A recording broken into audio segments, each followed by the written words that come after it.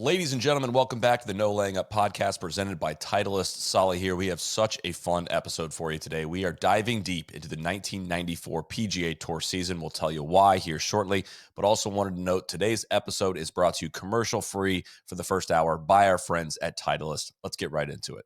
I'm weirdly very excited for today's episode. The amount of research to time recording is one of the highest ratios we'll end up having probably on a podcast this year, but it's all really fun.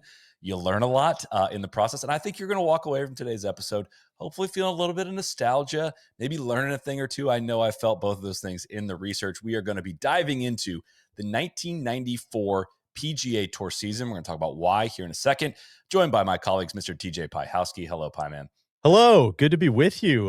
Coming off of the CB McDonald's deep dive, I'm glad to be on the audience proxy side today, is what we're going to call it. I didn't have to do as much research, so I'm just going to be asking you guys questions, and I have a lot about it because I don't know a lot about this season, so I'm excited to dive in. Neil Schuster is here as well. Hello, Mr. Neil. I'm doing well. Got my book report done. I'm fired up. I would Did say you use AI, Neil? Did you use AI? I'll tell you where I did, and it was very helpful. But no, I did a lot of splunking. I've been grinding on it the last 2 days. I would say Teacher's it's the gonna golf know. version Teacher's gonna of sniff it out. Project Anyo, and you Yeah. know I love that. So this is good stuff. I'm excited to. I have the back half of the year, so Soly, you take it away, brother.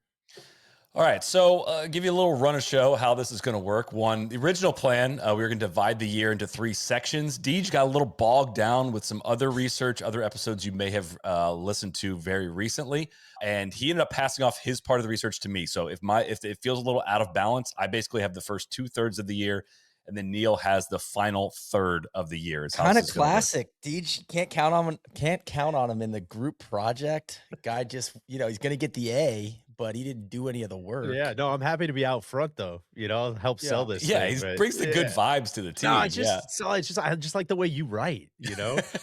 I just think that it would sound better coming from you. Yeah, I think so. Exactly.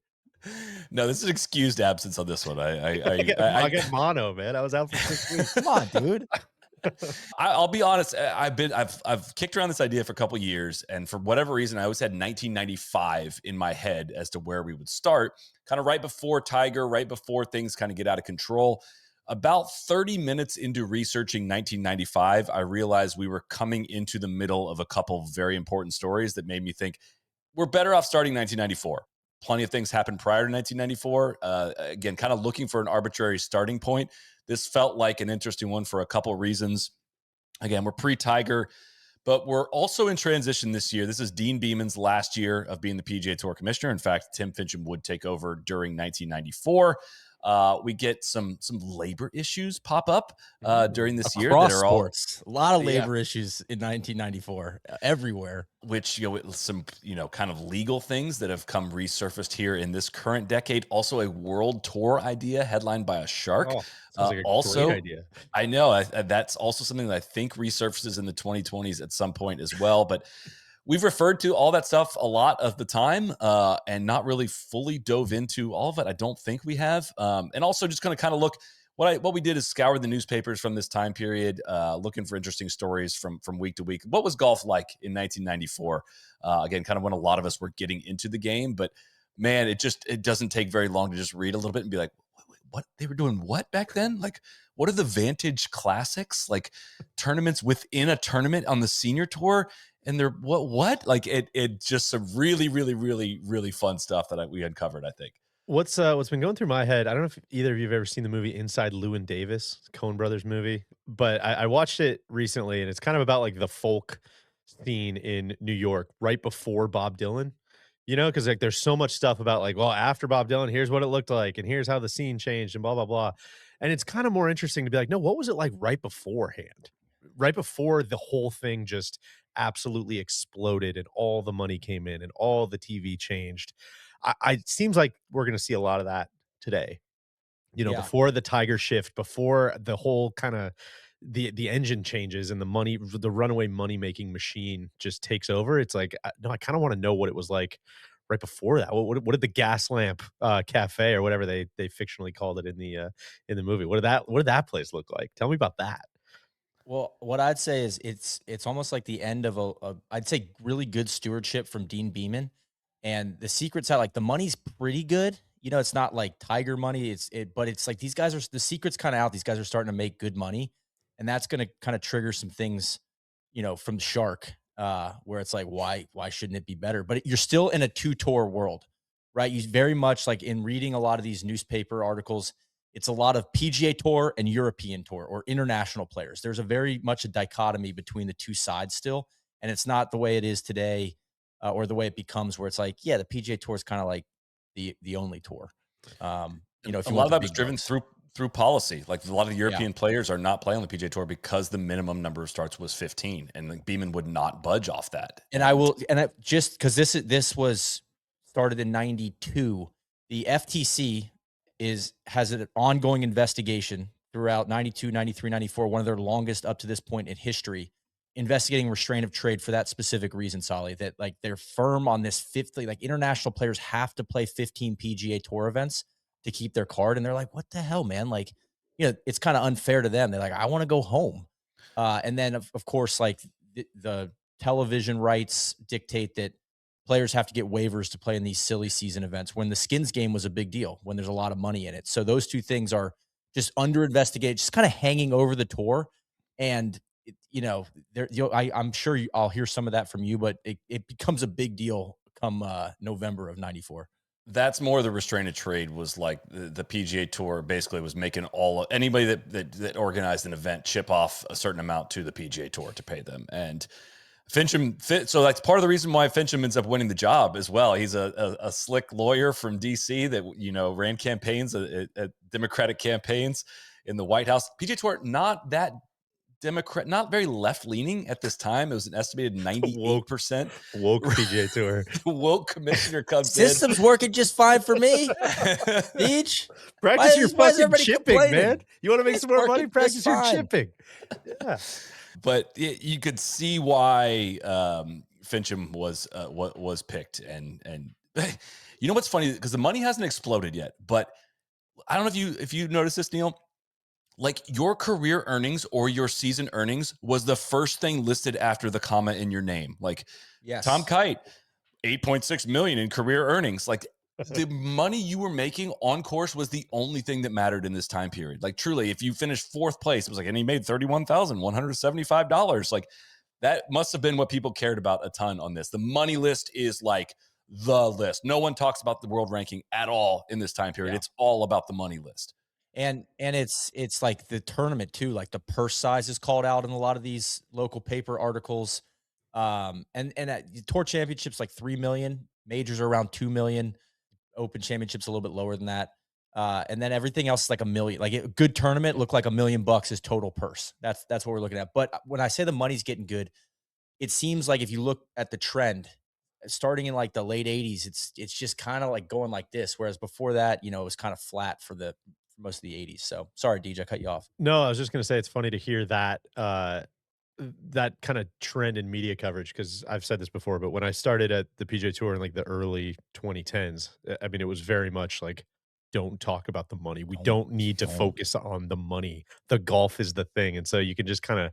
I'm guessing that was the you know, the ball kind of hitting the opposite wall there and starting to bounce back as far as PGA Tour kind of messaging was concerned. But Solly, was there anything else I was going to ask you? Anything else like media wise that stuck out to you? Any trends like how the game was covered or anything like that? Well, we're getting into another big thing with Beeman to Fincham was like, you know, there was like a 4-piece prong we'll get to here of Fincham's plan, right? One of them being like, he thinks the PGA Tour players are massively underpaid. Like compared to other sports, they're massively underpaid. And I'm going to fix that. And the next was just Fly like the banner, man.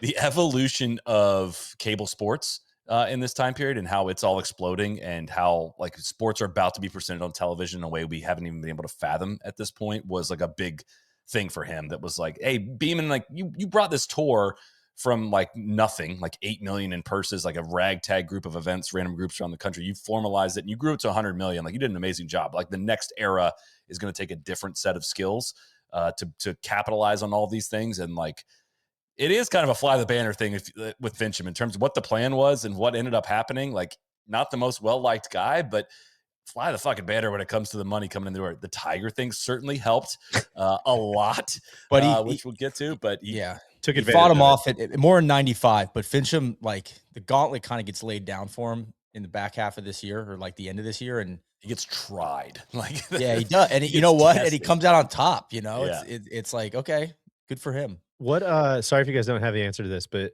as far as TV goes, you mentioned cable kind of coming online. Obviously, Golf Channel doesn't exist at this point. What does televised golf look like? Is it airing on Saturdays and Sundays? Is it just Sundays? Is there some sort of coverage on? I have absolutely no idea of how that worked. I think if I had, I think we'll get to this in terms of we're somewhere in the area of like around 670 hours are being broadcast on air at this point, which is up from like 100 hours, maybe 10 years prior. So I don't know how many days of the week that is, but I think it's CBS, NBC, and ESPN at this point. Like there's very little on YouTube except for the 94 Bell South Classic and the 94 Canadian Open. That's the only two tournaments I could which find. Which is sick on ESPN. I watched it's ESPN. I was like, I didn't too even much know of the ESPN. final round. I was like, oh shit, I got to keep moving. I got blocked out too. It's good stuff, man. It's a good broadcast. I mean, and God, the commercials are hilarious. We'll get there. We'll get there. I got some commercials in there. I think so it's what's interesting about the money is that not only are you comparing money to like other sporting events, you're comparing money between tours because guys, we have to do, I think, a separate episode at some point on the senior tour. Like, I underestimated this beast. Like, it was the shit. It was, you could finish first in a champions event and you'd make more money than everybody but the top two finishers in a PGA Tour event. And Jack is even arguing that the champions tour should make more money. But like, it's hard to argue with some of it. Like, it was billed, and we'll get to this with the very first event. It's billed like some of these, like, hey, tune in to watch Trevino and Nicklaus, and like, this is what it's about.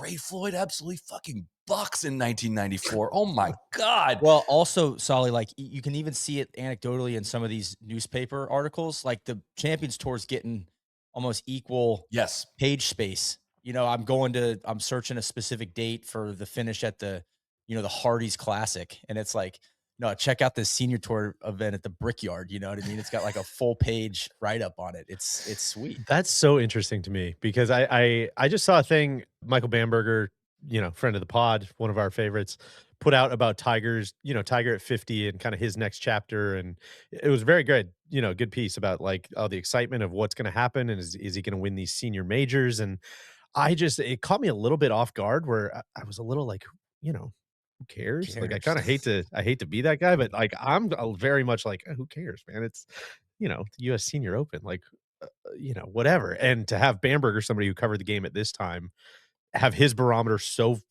far different from mine as far as like, no, these things matter. I think that must come from this era, right? Of Gary Player going around and winning all, the senior Grand Slam or whatever. And it's a big deal when Jack's in contention and Arnold Palmer's running around signing autographs and winning tournaments. Like, I can see how it became a big deal, but man, that's far off from where we are today. It catered to the icons of the game at that time when there's like a little bit of a gap in star power after like the big three.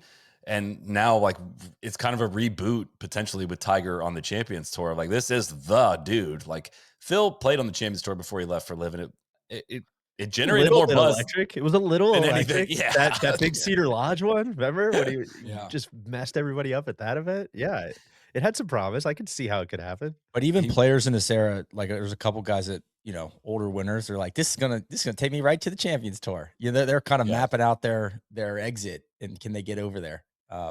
We are in this episode are not going to cover the 1994 majors. We have done a ton of deep dives into the majors. We skipped 94 for some reason, again, other than we can. Because you hate Nick Price. I hate Nick Price. We're going to save that. Like, it would be impossible to do within the structure of this episode because the majors, that alone takes a couple hours. We will do 1994 majors at some point. I will pledge that. It will not be within this episode. This is going to get extremely brief mentions during there because, we don't want to half in, half out that one, and we're going to do that at a different time. So, and the President's Cup. President's Cup was deep. 1994 President's Cup, we did a deep dive. Was it episode 902? I think I sent you, Neil. We did a deep dive of several President's Cups ahead of the 2024 President's Cup. and it included the whole backstory of how they rushed to create the first President's Cup. Didn't even have it announced at the beginning of '94, and they were hosting it in the fall. It was announced for congressional, ends up at RTJ. Like it was a mess. Check out that episode. It is episode 902. That is correct. So that came in Neil's section. I told him to completely skip that. So I'm gonna start this off with a little trivia question. I put this in white text in the document in case you guys were scrolling through my notes because I didn't want you guys to I didn't want this to get spoiled. But I didn't look at your notes. I didn't peek. How many guys in the top 10 to start 1994 can you name? To start the year. Yes. All right. I'll let DJ go because I have a little bit more context. But you might not. Yeah, you have some context, but it might be very different by the end of the year as well. Yeah. Just Norman. Just name some names. How many names? Yeah. Nick Price. Norman is 2. Price is 4. Jose Maria Olafable. He is not in the top 10. Wait, sorry. Money list. Did you say money list? No, top 10 in the OW. Sorry, this is world ranking. This is in the world. This is not the money list. Okay. Yes. Tom Kite. Tom Kite is 8th. That is correct. Elkington is not in the top 10. Davis Love. Davis Love, the 3rd is 9th. That is 4. Calcavecchia. Calc is not up there. You are missing the number 1 player in the world. Marco Mira? Nope. Tom Lehman? Nope. Lehman's career's kind of light. I Fred Couples? Couples is number 5. Well done. Bernhard Longer? Bernhard Longer's number 3. Start thinking international. There's only one American. Yeah, I was going to say, like, what? Monty? Monty, not in the top 10. I could not believe that. Woosnam? I know. Woosnam is 7. Well done. You guys you're just going very well. Kind of just going down international major champions. Sevy's too old. Larry Mize? No. Too old. The number 1 player in the world has won 6 major championships. Faldo? Ernie Els. Faldo was number 1 in the world going into How did we not say Faldo? Yeah. I honestly that he didn't come up much in my checks. I guess I'm PGA. We're focused on PGA Tour, so he wasn't really playing the tour. Corey Pavin was number 10. I believe that was the only name you didn't get. Azinger was 6. I forget if you said that or not, but did not say that. Yeah. So I'm going to take you guys on a little tour of the 1994 media guide. This is not a very visual presentation, this episode, but there are going to be some visuals. If you're listening in your car, there's going to be some YouTube stuff. This is a pretty random list of people that I've accumulated that I just want you to see their page in the PGA Tour media guide. I'm going to exclude some top players, but there's so many people that end up in golf media in this media guide, and there's some really good pictures that I just want to highlight. I think there's like 30 pictures here that I want to show. This is our guy, Paul Azinger. Looking great. He is beginning the year. He, of course, was battling, had a lymphoma diagnosis at the end of 1993. So he is undergoing chemo as we begin 1994, and we will not hear from him until a bit later. Here's Ian Baker Finch, our guy. Of course, he won the 1991 Open Championship or 1990, one of those two. This is Phil Blackmar, of course, from the Golf Channel in here at 94. Jadon Blake, Club Pro guy legend. Looks like one of the country stars. I can't remember who it is. I know that's Joe a Diffie fantastic or someone. look It's just with a the stash and the mullet. That's really good look. Billy Ray Brown got a little hint of the mullet coming out the back there as well. Mark Carnival, rest in peace, former PGA Tour Rookie of the Year, famously beat out Phil Mickelson. It's DJ Pie's favorite stat of all time. Had a license plate to that effect as well. Brandel Chambly on the PGA Tour, of course, in 94. Ben Crenshaw, still quite relevant. John Daly, major character. We'll hear from him very soon. We'll be hearing plenty from him. There's Steve Elkington. There's Faxon. Again, more media people. The Gripper, Ed Fiore, which is, of course, what Tiger referred to him as in our interview in 2018. I later found out his nickname is The Grip. It's not The Gripper. So that's kind of a Tigerism then. Yeah. I know. You add an ER or Y now. Exactly. Grippy. Gripper? Come here, Grippy. Yeah. Ed, the Grippy. It's Grippy. Raymond Floyd, legend. PGA Tour status. I'm going to touch on some of that here in a second. Jim Gallagher Jr., of course, on the Golf Channel now. Bill Glasson, just a classic picture here. He becomes a character in 94 as a well. unit. The stash here on John Houston, guy could absolutely take it low. We'll hear from him. Peter Jacobson, Roger Maltby is on the PGA Tour in this time period. Mark McCumber, Jacksonville guy. Rocco Mediate with a full head of hair here. We have, of course, got Phil Mickelson, Andy North, PGA Tour member, but I see him as a broadcast. He was the first guy on the green to interview Nick Price. Yeah, Montana video. We played an Andy North course. I was like, a name I know well. Know that he's won 2 U.S. Opens. I don't think I've ever seen his golf swing other than until Kevin put a clip in our video. T just like, Yeah, oh, exactly. that's a good golf swing. It is.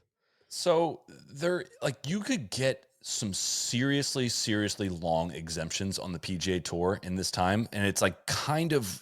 I can't quite tell what's going on in this media guide because Andy North made 6 starts in 1994, but he's listed as a full PGA Tour member. They were still just doing a lot of marketing of the past names and past champions to be like current PGA Tour members, even if you weren't playing a lot, which, again, we'll touch on here shortly. The Bear, Jack Nicklaus, going to play a little bit more full schedule here in 94 than he has the last couple of years. We have Arnold Palmer, still considered a PGA Tour member at the time. If you will note, on this, I want you to check. I can't zoom here, I don't think, but if you can look very closely, what do you think Arnold Palmer's status exemption category is? Like, why is he on the PGA Tour? Can you see it at that size? Winner of the 1960 U.S. Open. That got him PGA Tour membership in 1994. Pretty sweet. Calvin Pete, still on tour at this time. Vijay Singh, still current PGA Tour member. Sam Snead. Jeez. Sam Snead. Winner of the 1942 PGA Championship. Come on through, sir. Yeah, we've got your locker right here. That is his exempt status in 1994. The Walrus, Craig Stadler, my neighbor. They got this other section of, other prominent members of the PGA Tour. I did this for you, Neil. Tommy Armin III. Here at the bottom there, just considered other prominent members, but was not featured in the upfront media guide. David Feherty, Jim Furyk, here listed here. Furyk with a lot more hair. Back at 24 this day. in 1994. Billy Kratzert, of course, from PGA Tour Live and Golf Channel that you know him from. Mark Lai, unfortunately, he was canceled, but he was out on tour in 1994. Gary McCord as well, heavily featured. That's a good look for Gary McCord too. His facial hair, believe it or not, he was canceled. was a story in this time period as well. Weirdly, in the media guide, there's an exemption category for 2 foreign players designated by the commissioner. Did you come across the word foreign a lot, Neil? Like, it was truly like a us versus them mentality, Yes. And they referred to anybody not from the U.S. as a foreigner. Yeah. I remember that from a lot of the Masters broadcasts. Yeah. Well, it also feels like the Europeans play in Europe, but the international guys, so the Australians, Zimbabweans, kind of, Japanese, like they're coming to the PGA Tour versus the Euro Tour. It feels like, if they can get there. So so there's a category for exemptions that there's one for winners of the PGA or U.S. Open prior to 1970. So I believe if you won a U.S. Open or a PGA prior to 1970, you got a lifetime exemption on the PGA Tour. I love it. Sense of history, man. You also got 10 years on tour for winning the Players' Championship or the NEC World Series of Golf. You got a 10-year exemption for that? Which is so random because that's just like in late August. It's just kind of like, yeah. After the Sprint International. Was that supposed to be like a precursor WGC sort of event? Pretty much, yeah. Yeah, it's at Firestone. Yeah, okay. Yeah. Also, if you won an event, you got to play that event for 10 years. And if you won that event prior to 1970, you got unlimited exemptions to continue to play that event that you won. Well, it's kind of like the NIT for us. Yeah. I mean, it's like the Masters or Open Championship, really. So, man, that's wild. There is a little bit of that, Soly, that like when you start to get to 2024, 25, 26, and you start looking at like, man, there's too many exemption categories, and why are all these like carve outs, and what the hell is going on with all this status stuff? It's like, well, it's a big machine that they've been trying to whittle down for a long time. Like, I get how they've been trying to duct tape the pipes and just kind of, fixed that erector set for quite a while. And you start to hear some of the stuff like that. You're like, okay, I guess I get it's probably a little more complicated than it seems. This is definitely not meant to be all-encompassing of what's going on in the sports world in 1994, but just a flashback. We, of course, have the Olympics in Lillehammer. There's MLB labor issues. The season would later be canceled. Unfortunately, it was canceled. It was canceled. In August. Tony Gwynn was hitting 394 when it was canceled. Had a chance to have the first 400 season, I believe, since Ted Williams. But you said batting average doesn't matter, though. People cared about batting average in 1994 as well. Believe that? No references to weighted runs created plus back then. We have the World Cup, as of course taking place in the U.S. Michael Jordan is playing minor league baseball. ESPN cable sports are expanding dramatically. Nancy Kerrigan. It was a big year. 94 was a big year. Are we going to talk about the big one, or is that? No, that's we'll cover that one. And we'll cover TC's the big one. uncle ran into some trouble. I was going to say that's what I think of when I think of 94 sports for sure. Big thing in a lot of newspapers. Anytime golf made it to the front page of a newspaper, the Bosnian War was a massive, massive thing going on at the time. It was front page news pretty much every day. Nelson Mandela becomes the president in South Africa. Believe it or not, we do have a tie-in to that. NAFTA goes into effect at the beginning of 1994. The EU is expanding with some Scandinavian countries. The Channel opened between Britain and France. Didn't know that opened in the 90s. I thought that was older than that. And Amazon is founded in 1994. Ah, you stole one of mine. Sorry. Sorry. So just some preseason writing as we got to go to kick off the first event of the year. The Thriving Tour is entering its most lucrative year ever, where the headlines, $103 million set to be doled out across the 3 tours this year. Again, just so much is about the earnings, the money list, the career earnings, all that stuff. 5 potential comebacks to watch. This was an article I found. Return of Paul Azinger from cancer. We have John Daly returning from suspension. He was suspended last year for picking up his ball in Kapalua in a Hawaii event, which I did not know existed. That was not the season opening event. Actually, I did know that from Rolfing recently, but that was the Bay course, right? On the Bay course. Yeah. Exactly. Hey, sorry, real quick on this. Who are the heavy hitter golf writers that you guys keep coming across? Is this like, are we in Rick Riley time? Is it too early for him? Is there any recurring names that came up or not? No, it's a lot of local papers. And it's almost better because like some of the hooks are good and some of them are awful, as you'll hear, Deej, which is the beauty of it. Yeah. I did come across the article was not really of note, but I did find Paul Feinbaum had written a golf article at some point. I believe it was around a Champions event that was held in Alabama at the time, that right around when Fincham was coming around. There's Lauren Rubenstein. Bill Glass hasn't played nobody, Paul. Yeah. Lauren Rubenstein was around then. I kept coming across this Larry Bohannon guy. Sure. Yeah, I did too. On the desert, right? But Palm Desert. He's still doing it. Tell. Okay, I didn't know if that was just like their papers were really good at getting stuff onto the newspaper subscription. The Desert Sun. In Palm Springs. Fred Couples is returning from a season of lethargy, I believe it was described, exacerbated by his divorce in 1994. Again, return of Jack Nicklaus from 2 seasons of spare time golf, and the return of Greg. This is again from the article. Return of Greg Norman from fouling up what would have been his greatest season ever when he bungled the Tour Championship last October. 1994 might be his best year yet.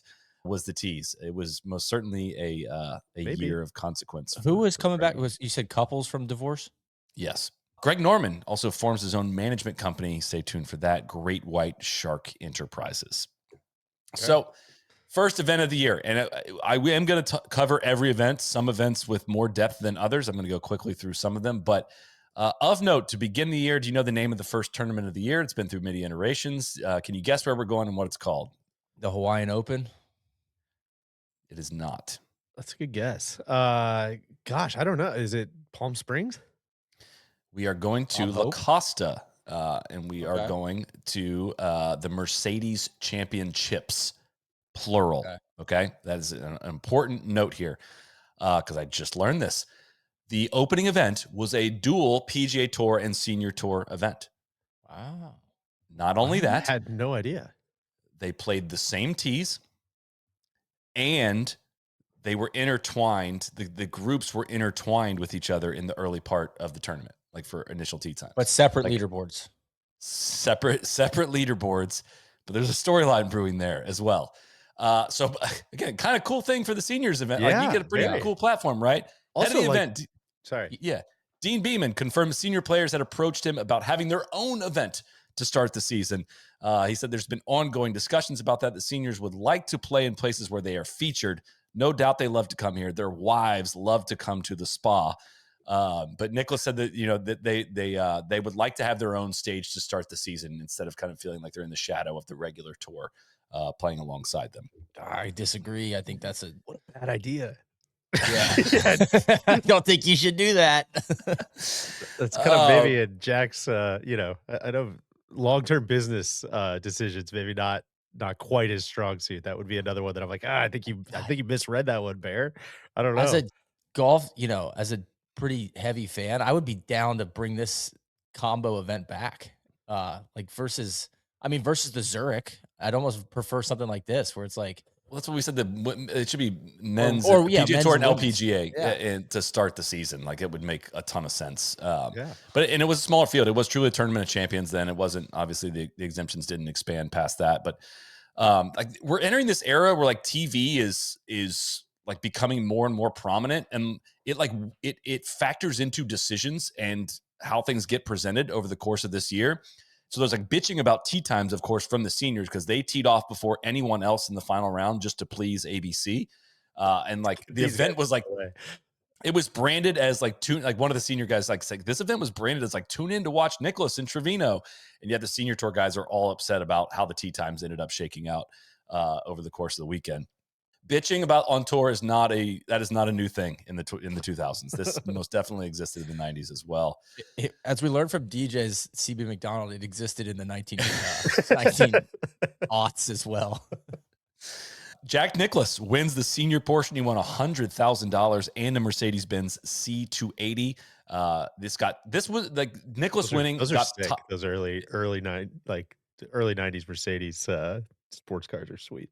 It got top billing in the Daily Times Advocate. Underneath it, Phil Mickelson beats Fred Couples in a playoff. Like, the top billing was that Jack won.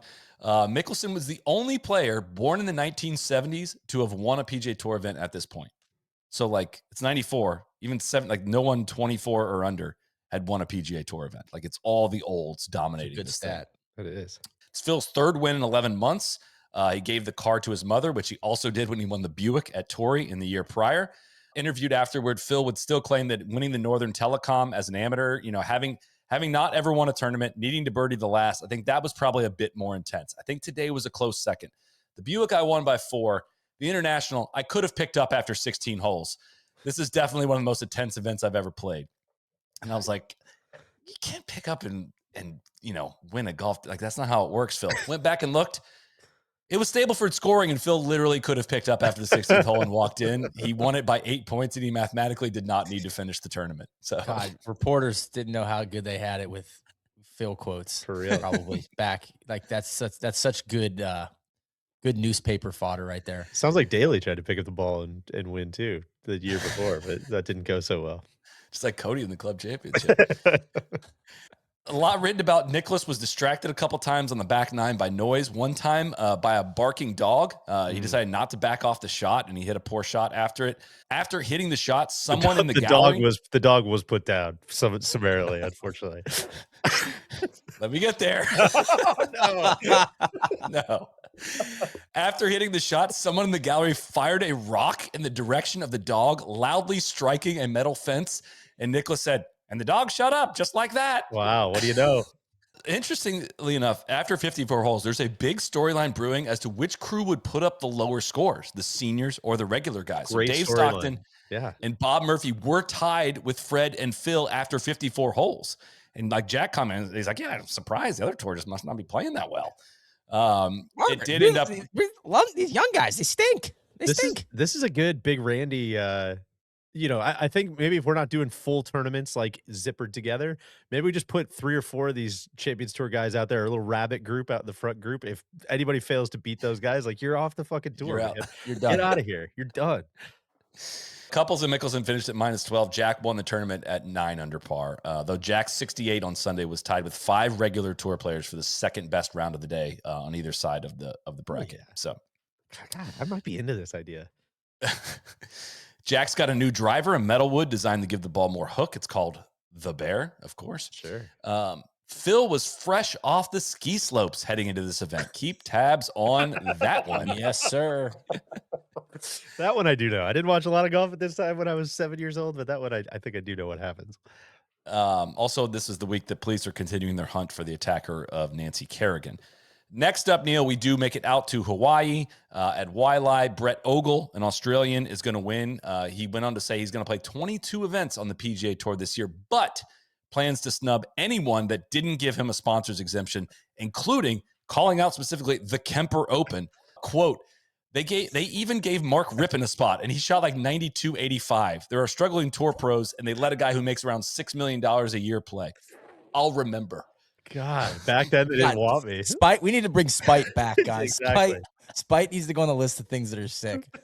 Yeah, they gave, what's his name, Rippon a spot? That guy Mark stinks. Rippon a spot. Rippon fucking sucks. Get him out of here. Quarterback. I'll remember. I'll remember. Rippon's the football player, right? For those that are not familiar. Yes. Okay. He is the quarterback of the Washington Redskins Yeah. at this time. It's Ogle's second win. He won Pebble the year prior. Credit the broomstick for saving just career debilitating yips. That was the massive kind of story going around of like the guy just couldn't get the ball in the hole. Davis Love shot a course record for more updates in the coming decade as well. Davis Love shot a course record 60. How many scores lower than 60 in PGA Tour history to this point? I'm gonna say 1. I'd say 5. There were 2. Only 2 times had 60 ever been broken. Who was the other one? That I thought Al Geiberger was the only one. Was there another one? Chip Beck. Sure. Chip Beck, I believe in 91. Chipper. Yeah, we're gonna hear from him later. I love teasing. There's always just something. There's so many threads to pull on. This is random. Honolulu Star Bulletin said number 13 a pussycat, which was just, I didn't know you could say that in the paper. Yeah. The par 5 played to a scoring average of just 4.420. Bad news for some par 5s out there in Honolulu. They're going to get a lot easier. Like the third hardest one now, or third easiest one. It's not even a par 5 anymore. Yeah. So. Oh, that's right. That's why. Ogle got a United Airlines travel card worth at least $60,000. He would say, quote, "It'll come in handy. The last ticket I bought on United, by the way, cost me a fortune." Did not reach out to TC for comment on that. Well, TC apologize. Of note here, Chris Smith penned a column about how the skins, the slams, the shootouts, which, Neil, I know you're going to have a lot of those later in the year. They're putting a squeeze on the early part of the golf schedule, sucking the life out of the fields in the early part. Very funny to see almost the exact concerns in 94 as of today. Yeah, it's like the article's like February is going to slap. All right, it's going to be great. Like we got the great ones coming up. Pebble, we got Riv.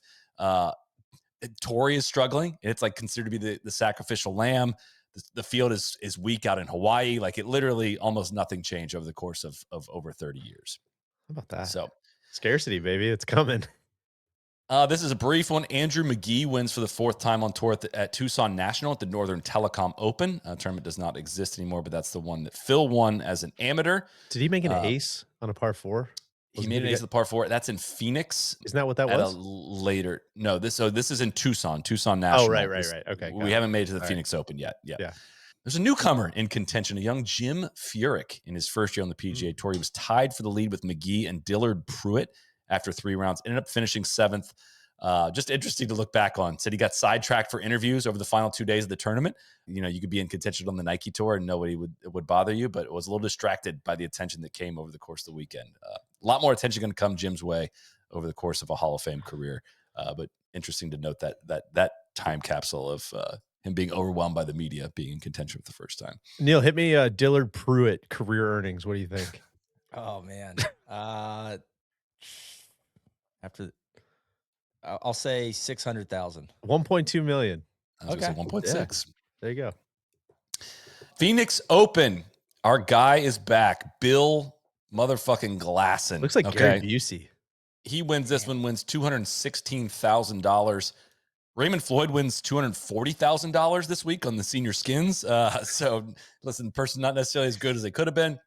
I was just curious about Glasson. I dug in just a little bit more on him. I asked ChatGPT for a career comp for Glasson. Chat is not ready for this game. They're not ready for this kind of stuff yet. The first name they threw out was Brooks Koepka. We're not going to let that happen. This is proprietary knowledge. Yeah, ChatGPT can't do what we do. They can't replace it, you know? Can't replace us, Soly. Cannot replace the Gary Bertier or us in this vein. I challenged it a little bit more. They came up with Charlie Hoffman or Ryan Moore, which I liked a lot more. Glasson Charlie won Hoffman just 7. because they look alike. Yeah, You know? exactly. Remember Glasson when did Charlie win more than Hoffman both of turned those. Randy off the line Yeah. in his Rivian, driving the minivan from TPI. So sick. Just absolutely floored it.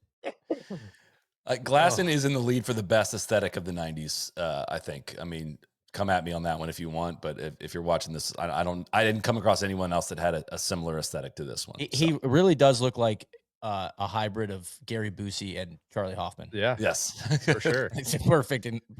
Gary Busey kind of before he lost it, you know? Yeah, like 20 Those years early ago. days. Busey. Yeah, he was a movie star, you know? Like when he was still the Rocket. Yeah. So we're off to Pebble. Can you guys guess who wins Pebble in 1994? I'm bad at this game. Tom Hoagie. Yeah, Ted Close. Pollard Jr. No guess. Nothing. There's not a memorable Marco Mira. someone that somebody that won a bunch of these. It's kind of late in his career, and you're like Tom Watson. extremely close. He finished second. Tom Kite.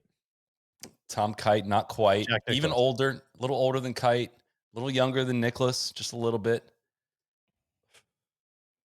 In the booth for a long time. Johnny Miller. I was hoping you would guess it. Yeah, that's correct. I was hoping you would guess this, and I was going to make you feel like an idiot. Like, no, like John. Yes, we know Johnny Miller won a surprise Pebble Beach, AT&T Pebble Beach Pro-Am in '87, guys, and then he essentially retired. Like, he did not win it in 1994. The motherfucker came back and won it again in 1994. Like, he won a miracle one in '87, already in semi-retirement. Was not playing the tour anymore. Came back to play this one event because we know you can play it for 10 years. And I'm sure he had lifetime exemption. And he won. He can't, like this. The equivalent is like Azinger. Trevor. Trevor, yeah. So what is he? He's in his 50s at this point? He's 47 years old. Okay. Watson so was 44. Champions Tour. Not quite champions, but he's not going to play the Champions Tour. Like his knees are messed up. His shins are messed up. He could hardly walk. Tom Watson ended up missing putts of 4, 3, and 6 feet on the last 3 holes to lose by 1. And this was later in the career. Johnny's 3rd Pebble Beach Pro-Am. He was not planning to play competitively again that year. This was the only tournament he was going to play. He ended up playing 3 more events that year. He withdrew from Doral after shooting 83. He shot 77-73 at the Masters to miss the cut. He shot 81-76 to miss the cut at the U.S. Open. Guys, he never made another cut again on the PGA Tour. This was the last cut he made on the PGA Tour, was winning at Pebble Beach. Gosh. With the $225,000 paycheck he got for winning this, that was his only paycheck of the year. It was his 4th highest grossing season ever on the PGA Tour. I need a documentary about this event alone. Like, this was just, I knew it happened, but I didn't understand the full context of how little he was playing. Did they write about who his partner was in the write-up? I didn't write it down. If not, okay. If so, but there's a lot about playing partners in this. If you'll let me. So field was okay, but like some of the big guns, like Greg Norman and Fred Couples, were over at the Johnny Walker Classic in Thailand, stacking those paychecks. And the big controversy: will Bill Murray return in 1995? Like, is he going to be flat back? Circle, I think, is the takeaway from this entire episode. Okay, guys, breaking across the wire. In 1994 AT&T Pebble Beach Pro-Am, Johnny Miller played with amateur partner Donald J. Trump. Whoa! Are you serious? I just looked it up. This is what Gemini's telling me. The tournament was a historic one for Miller, who was 46 at the time and largely considered retired from professional play. So they're getting some things right here. But they can conflate a lot of years into one AI answer. Like, we need to confirm this. I'm going to say, are you sure? That's unbelievable. No. Okay. Actually, I should clarify. Johnny Miller's amateur partner for 1994 AT&T Pebble Beach Pro-Am was his son, Andy Miller. Okay. That makes a little more sense. While it's a common trivia point that Trump played in the Pebble Beach Pro-Am during that era, notably making a hole-in-one in 1993 when paired with Paul Goydos, Johnny Miller chose to play the 94 tournament with his son. At the time, Andy was a standout young golfer. who would later go on to play on the PGA Tour himself. See, again, you cannot replace us in Hey, this AI. You no, cannot and do us. leave all this in because that's good. Yeah. This proves that we're not using the AI. Yeah. We're using it very specifically. I was gonna say, I feel like I would have come across that in the research. I was if like, it was oh my DT. God, I had to bring that up.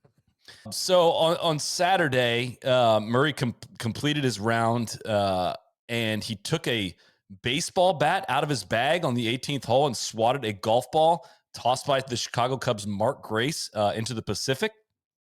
This capped a 3-day run of pranks and pratfalls that most people enjoyed and a few found objectionable.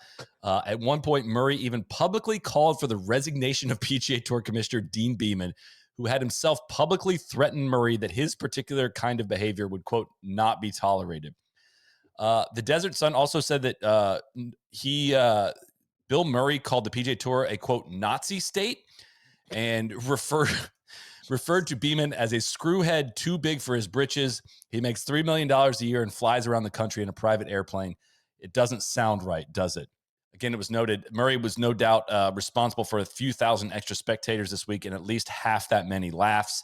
If the PGA or tournament committee does not extend an invitation, it would not be a popular decision, if for no other reason than to give Murray a chance to turn it down. So it sounds like Bill Murray and this tournament are going opposite directions. Our big hitter, Larry Bohannon, says, lighten up, guys. Have a little fun. After all, you're currently in possession of a tour perceived as being populated by humorless millionaire clowns in golf shirts.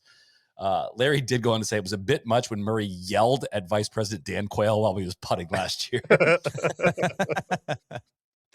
Honestly, it's funny when you go back and look at this stuff. It's like, man, I can't believe Bill Murray's been playing in the Pebble Beach Pro-Am that long. And it makes you feel kind of, I don't know, closer to present time. And then you're like, yeah, it's the same year the Channel was COVID. Like, God, I thought that was in like the 70s. It's like time gets like squeezed together, these connecting pieces. It's weird. Well, gosh, what are we? We're closer to the year 2055 than we are 1994 right now, recording this. It's not good, guys. It's getting late. Whoa. Sorry. Anyway, moving on. Yeah. Clint Eastwood, who's on the board of directors for the tournament, reportedly brushed off autograph seekers and mumbled, they're coming out of the woodwork. Let's haul ass. Get off my lawn. They get printed in the newspaper? Yes. Gotta be careful. Never know who's listening. Phil skipped because he was at a trade show on the East Coast. Through my research, I believe it to be the PGA show. Really? I guess that would make sense. Timing. I guess, but what was he up to? Maybe he was doing a sponsor obligation, right? Yeah, but usually the sponsors just like you to go play in the tournaments on television. It's an interesting one. You could see like a moron CEO being like, no, we want to bring in for some fireside chats. And he was like, I wasn't going to play there anyway or something. I don't know. Yeah, that's a weird one. Phil, notable ties to Pebble. That's a strange one. Articles, of course, written about the Crosby not being what it used to be. The Crosby name came off the tournament, I believe, in '86. Poppy Hills replaced Cypress in '91, just a few years prior. Sloppy Hills. I left this in there for Randy. Tom Watson hates the 16th hole at Spyglass. Quote, I hate the 16th hole there. Hate it. It's got a tree growing right where you're trying to play the ball. It's stupid. I get to the 16th and I just lose it. Totally losing. I'm getting hot right now just thinking about it. God. Watson would also say about the Crosby, in many ways, we've lowered ourselves to the lowest common denominator. The comedy here in the past was classic, valid comedy. Now the comedy is like the wretched stuff you see on HBO, like twisting a little old lady into a bunker. So of note, Bill Murray did drag an elderly lady into the bunker the year prior and like rolled around with her in that. So wretched. Continue the quote, the hassle of that kind of clowning might be scaring some players away. It becomes a hassle to play when the boundaries of golf etiquette have been crossed. If we keep lowering our standards, we're going to find ourselves in an uphill battle to get those standards back. Where's the line, Neil? People, it's just golf. What's next? Hoodies? Unbelievable. But also, I see a changing of the guard here. The entertainers are younger, like Huey Lewis, the Gatlin brothers, and Craig T. Nelson. Let's go. They appeal to a younger crowd. I just worry about the emphasis being removed from golf. This has got to be like what, mid coach, I gotta imagine. Yeah, gotta think so. Former President George Bush was in the field. Jack Nicklaus said, "I still love to play here, although I don't think you'll see me playing with Bill Murray." Oh, wretched. It's also revisited here. There's allegedly an unwritten rule about facial hair on the PGA Tour. I don't think I'd ever heard that before. There's only 3 current holdouts with facial hair, and I think that means beyond mustache. I was going to say, because a lot of stashes. the media guide looked like there was some excellent mustaches. Andrew McGee, who, quote, keeps a neat goatee. Gary McCord, who has a beard that is shrinking, and Scott Simpson, who has a full-on beard. Those are the only players left with facial hair. So this is where I learned about something called Vantage Classics on the Senior Tour. Do you guys have any idea what Vantage Classics are? No. That could be anything from events. It sounds like a pharmaceutical brand. Yeah, no. I could give you 18 different guesses as to what they are, and you would not guess what it is, but it is designed for players over 60 years old in the field of a senior tournament, where you can play a 36-hole tournament within the regular tournament. It has a separate purse of $95,000. And like Arnie is over 60 at this time, but like refuses to play in that, like refuses to enter the Vantage Classics. You're just playing your tournament, but there's like a side pot for anybody 60 and older. So it's like they're in the retirement home and that's hospice. But that's creating problems. I mean, seriously, because it's like they can't go 4 rounds. I'm guessing that's why, like, they only played 3 anyways. Yeah, but so the point stands, they're right? playing 3. They're still okay. I think that's a good question. When you outline that, I'm thinking, cool. The guys over 60 that like maybe don't have the stamina to go 3 rounds. They're gonna play. They're gonna declare, I'm gonna play a 2-round tournament. This is gonna be maybe you could only play 2, but like you, if you're over 16, you could also play the 3-rounder, and you're just side potting the other 2 rounds, like the final 2 rounds. Maybe the first round doesn't count or something like that. Maybe you could throw out the low round. I don't know. I found this very late in my research, but it's creating a problem where you got guys that are hanging on. Like Charlie Sifford is still playing on the senior tour at this point. He's 71 years old, and like the guys are bitching that golf courses are set up too short, so they're not separating out the tees for this. And so, like, they're not trying to embarrass the really old guys. So you end up playing golf courses that are considered to be too short. And, like, they made some good points of, like, yeah, this whole 18th hole here is, like, the feature hole. And I'm hitting, like, 8-iron into it, which in 94, that meant it was very, very short. Right. And, like, you could blow it past all the trouble and all this stuff. So, interesting dynamic. Never heard of Vantage Classics. Don't think they do that currently. I was going to say, it's like order of merit. You got to declare, like, this week I'm playing Advantage. Yeah. But not next week. Neil, you need to maybe keep track on the PGA Tour this year. Just keep track of who the 36-hole winner is each week. Like, that'd be great. Vantage winner. The Vantage winner.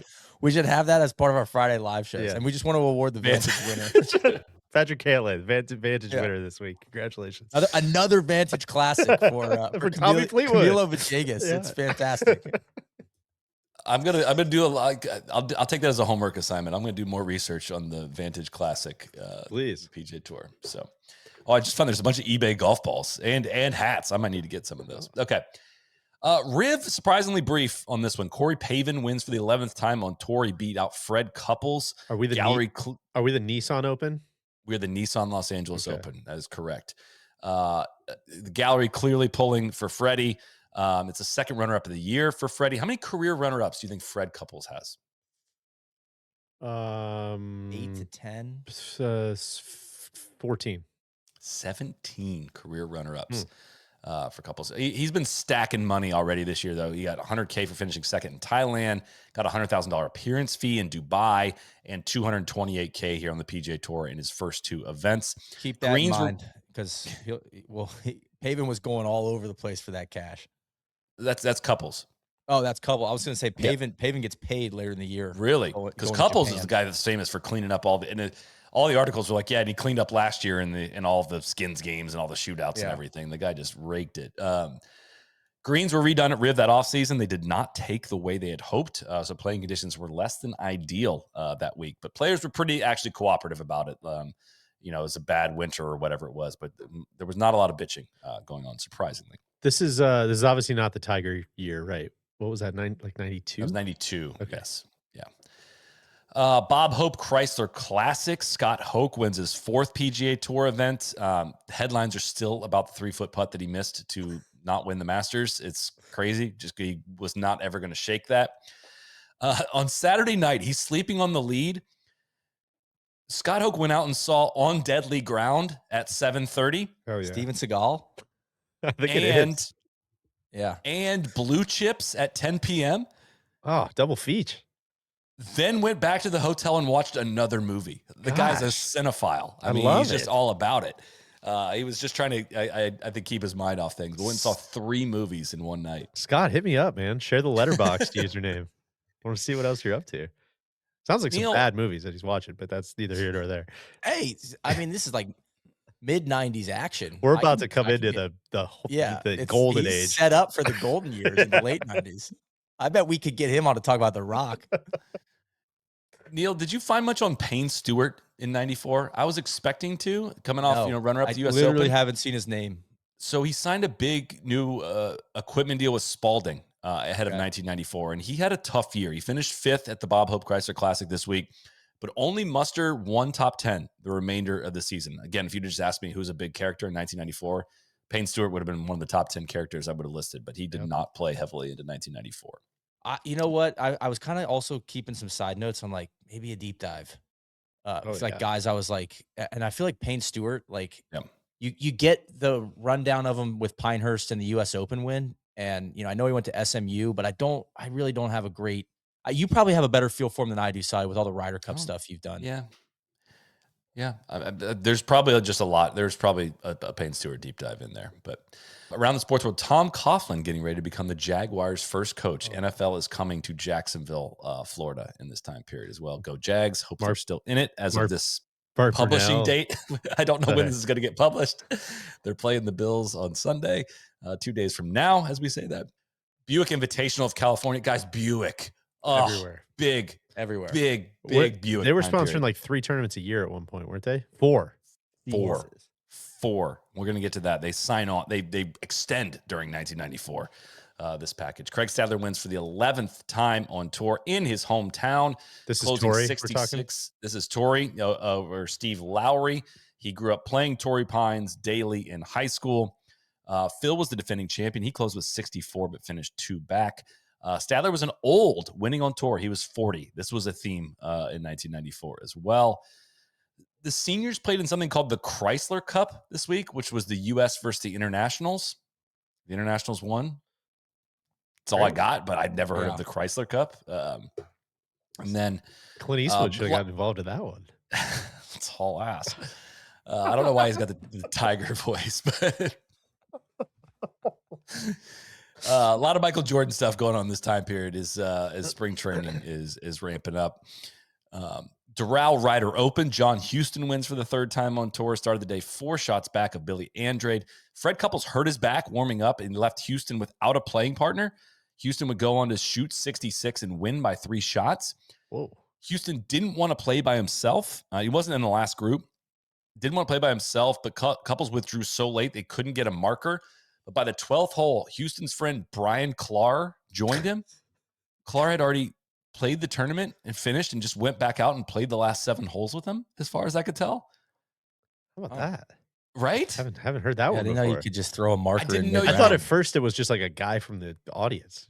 I was going to say, yo, put me in. Put me in. It's like somebody coming up to play with the band. We need a drummer.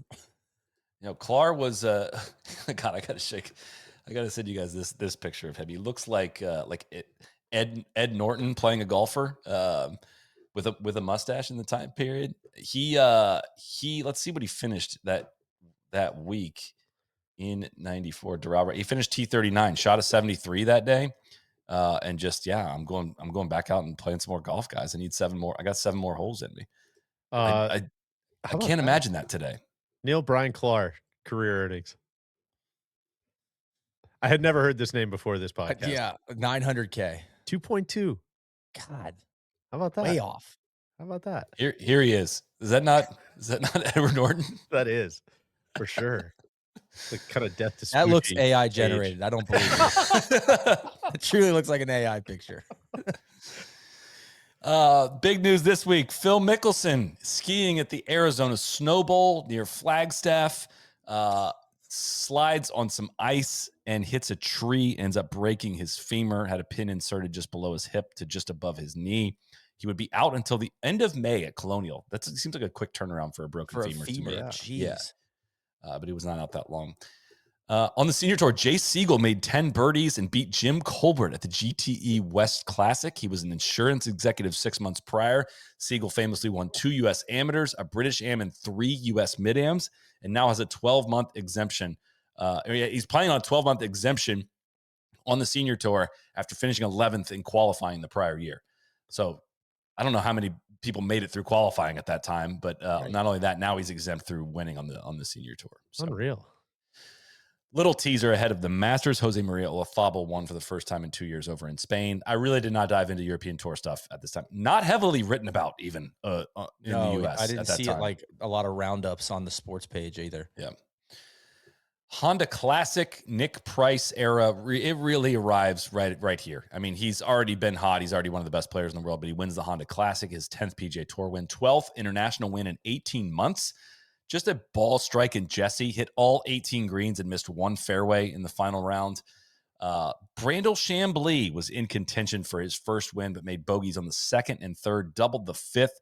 He had shared the first and second round leads, took a 2-shot lead into the final round as well. He finished third, made $74,800. John motherfucking Daly would finish in the top 10 in his first start in 4 months. He just had one top 10 in 1993. There's all kinds of stuff already going on with Daly. He's been suspended. He is awaiting a trial, I believe, for an assault charge against his ex-wife. He's, of course, had gone to rehab within this time period as well over the last several months, and he is sober at this time. Nick Price had some interesting quotes about Daly. He said, "I wish I could hit the ball as far as he does. I wish I could draw attention like he does. He's got everything we ever dream about." In the week that Nick Price wins, he's saying this about John Daly. It was, of course, Nick Price who withdrew from Crooked Stick in 1991 that got John Daly in. Wow. That set him on, the tournament he obviously won. So those two are tied and interesting. I just saw Mark McCumber this time was contracted to build the Tournament Players Club facility outside Coral Springs, which is getting ready to host the tournament beginning in 96. It got delayed a year. Maybe it began in 96, was supposed to host in 95. How long do you think Honda's agreement is in this time period with the PGA Tour? Whatever you're thinking, double it and add 5 years, and I bet you can get it. I was going to say, it has to be like 20 years, 25 years. 25 years. 20. Yeah. 25. 25 I mean, they were year sponsored agreement. for like 60 years or something. It's crazy. At the Nestle Invitational, do you know where the Nestle Invitational is? Nestle Invitational. Was this like one of those Southern Georgia ones? Makes me feel less like an idiot. No. It's Bay Hill. Oh, Bay Hill was the Nestle wasn't Invitational. Wasn't going to guess that. Lauren Roberts wins his first PGA Tour event in his 13th season on tour. Wins by 1 over Fuzzy Zeller, Vijay Singh, and Nick Price. Zeller was in the lead when he hit someone in the dome with his tee shot on 17. That was unfortunate. Roberts held the distinction of being the all-time leading money winner for someone who had never won a tournament. What do you think Lauren Roberts' driving distance is at the time? Like 259 or something? Yeah, I was going to say 250. You would have been exactly right, Neil. It was 250. 250. I got one. Finally, I got one. The boss of the Moss, right? The goal of these questions is not to get him right. It's to show how unlikely this is, but you just nailed that. 15.1 milli for Lauren Roberts in his career. How about that? I'm going to start doing like the newspapers. Whatever you say a name, I'm just going to say, I'm just going to blurt out their career earnings. The career earnings. Yeah. Who wins the Players in 94? Greg Norman? Greg Norman. He does. Just decimates everybody. It's like all-time performance, right? So Fuzzy Zeller sets the scoring record for the tournament in 94. He's waving but the hat loses by 4 Yeah. to Greg Norman. He's famous scene of him waving the towel, waving the white flag. God, it's fun to hear Norman. this stuff from you because I'm like, it's just so many themes now filling in the first half of the year. Yes, like you had a harder job than I did. Yeah, like Fuzzy coming up short. Like that's going to continue. Okay, just keep that in mind. Interesting. The Players was played just 2 weeks ahead of the Masters back then. Norman, again, won by 4 shots, set the tournament scoring record. And Beeman at the time said, look, that record's not going to get broken. And so far, he's been right. Scotty Scheffler got to 20 under in 2024, but no one's gotten anywhere close to Norman's 24 under par in that time period. Dean Beeman, all knower. 63, 67, 67, 67. This was Fuzzy's 3rd straight runner-up. So if you encountered a lot of close calls for Fuzzy, that's what I'm saying. I'm like, okay. geez, man. Down here in Florida, we are looking for any excuse to rock the outerwear, and it has been outerwear weather here. Nobody does outerwear better than Rhoback. Best fit, best feel, hands down. Whether you're looking for vests, full zips, jackets, pullovers, Rhoback has it all for men and women. I've got the Fulton Performance vest on right here. I've got these in about 6 or 7 different colors. It is an absolute winter staple for me. It's available in many different sizes and colors. The glide down jacket, it's got the ideal balance of warmth and mobility, and the Summit fleece available in full zip and half zip. It is great for when the temperature dips, but your plans do not slow down. We still got a long ways to go in outerwear season, so check out Rhoback.com. That's RHOBACK.com. Use code NLU at checkout for 20% off your first order through the end of the week. Polos, hoodies. I didn't talk about shorts, but you know they got great shorts as well. Whatever you need, Rhoback's got you covered. Let's get back to the show. Norman's in the process of building medalist in Hobe Sound with Pete Dye. He had told Dye in the week prior he was going to shoot 22 under this week, and he would go on to shoot 24 under. A few notes. Lenny Clements and Roger Maltby were penalized 4 and 2 shots, respectively, on the 11th hole when they played each other's balls. Maltby made a 9. I think it was Maltby that got 4 shots, but it was written funny on there. But I think Maltby got a 4-shot penalty. Lenny Clements, the name I never heard, 2.2. There you have it. Lennie. Plus inflation. Again, I just think golf, like the ability to make money and nobody know who you are is just kind of unparalleled. Lenny Clements, number 469 on the all-time money list. Number 470, the gripper, Ed Fiore. And then David Gossett, and then Roger Maltby. How about that? Really? Yeah. Pete Dye, the course is blitz, but Beeman says we're not changing the golf course. Pete Dye was interviewed about it. Remember when players thought it was too hard, now it's too easy. Dye would say, quote, "It doesn't hurt me. I don't have anything to do with what's going on there. It was supposed to be a rustic-looking golf course. Now it's the most manicured golf course in the world." How about that? Bang. That rules. I feel like there needs to be a documentary almost on like what that course looked like the first couple of years. I know Sean Martin's written a lot about that, and it's stark, man. The vision versus what it is now. I love what it is now, and I still think it's like the bones are there, and it makes for a great golf tournament, and the presentation's really fun. But it is wildly, wildly, wildly different than what it started out as. Well, I was thinking about this when I was watching when I was watching the '94 Bell South Classic on YouTube, which is just not a real sentence anybody should ever say. Don't be like it was like very much a reading that quote and then seeing like what Atlanta Country Club looked like in that time and like what golf courses look like now in the PGA Tour. The effect TPC Sawgrass has had on what golf looks like on television. Yeah. I'm not saying it's a positive development, but it has been heavily influential. I think is very, very, very fair to say. Augusta effect had an effect on TPC Sawgrass as well. So I think that's, there's a lineage there. Which is also funny, and I hope I'm not talking on my ass because I haven't done a Pete Dye deep dive, but it's just funny to hear, like, I think you'd pin a lot of that on him too, right? Like, oh, it's the Pete Dye-ification, and here he's kind of being like, no, this is not really the golf course that's not what I built. Yeah. Which it did sound like the greens were a bit silly for how hard the course was tee to green. Like balls would just like hit the green and deflect into the water back then. Like it was truly like a true middle finger to some of these guys. I think there was still probably a balance to be had in there, but the way it's described in this time period as well, it was like, I mean, dudes were pissed, and not just like this course is too hard to piss. It's like, this is kind of silly golf pissed. Sure. So this is the first note I ever saw of a golf writer being upset about cell phones at a golf tournament. Just there was a little note on that one. That Gordon Gekko, all right, I like that. So this is so a lot of like what we've made fun of the PGA Tour in recent years. I've not seen a lot of that in the 90s until we get to this part.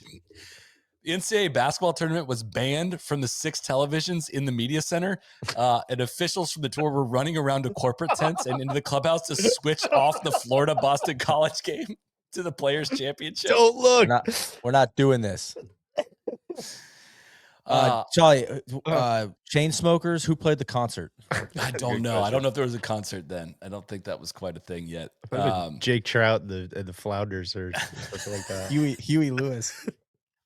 Youngsters like Huey Lewis. I don't have an answer for this, but when did the tour start capitalizing players? It most definitely was not players capitalized in this time period. No, like all caps, you're saying? Yeah, all caps. That was not it. That's a fascinating little deep dive. Might need to reach out to When some can we people find that? at HQ. When did the all caps come in, and who's behind that? When did players become an acronym? Yeah. What does it stand for? That's good stuff.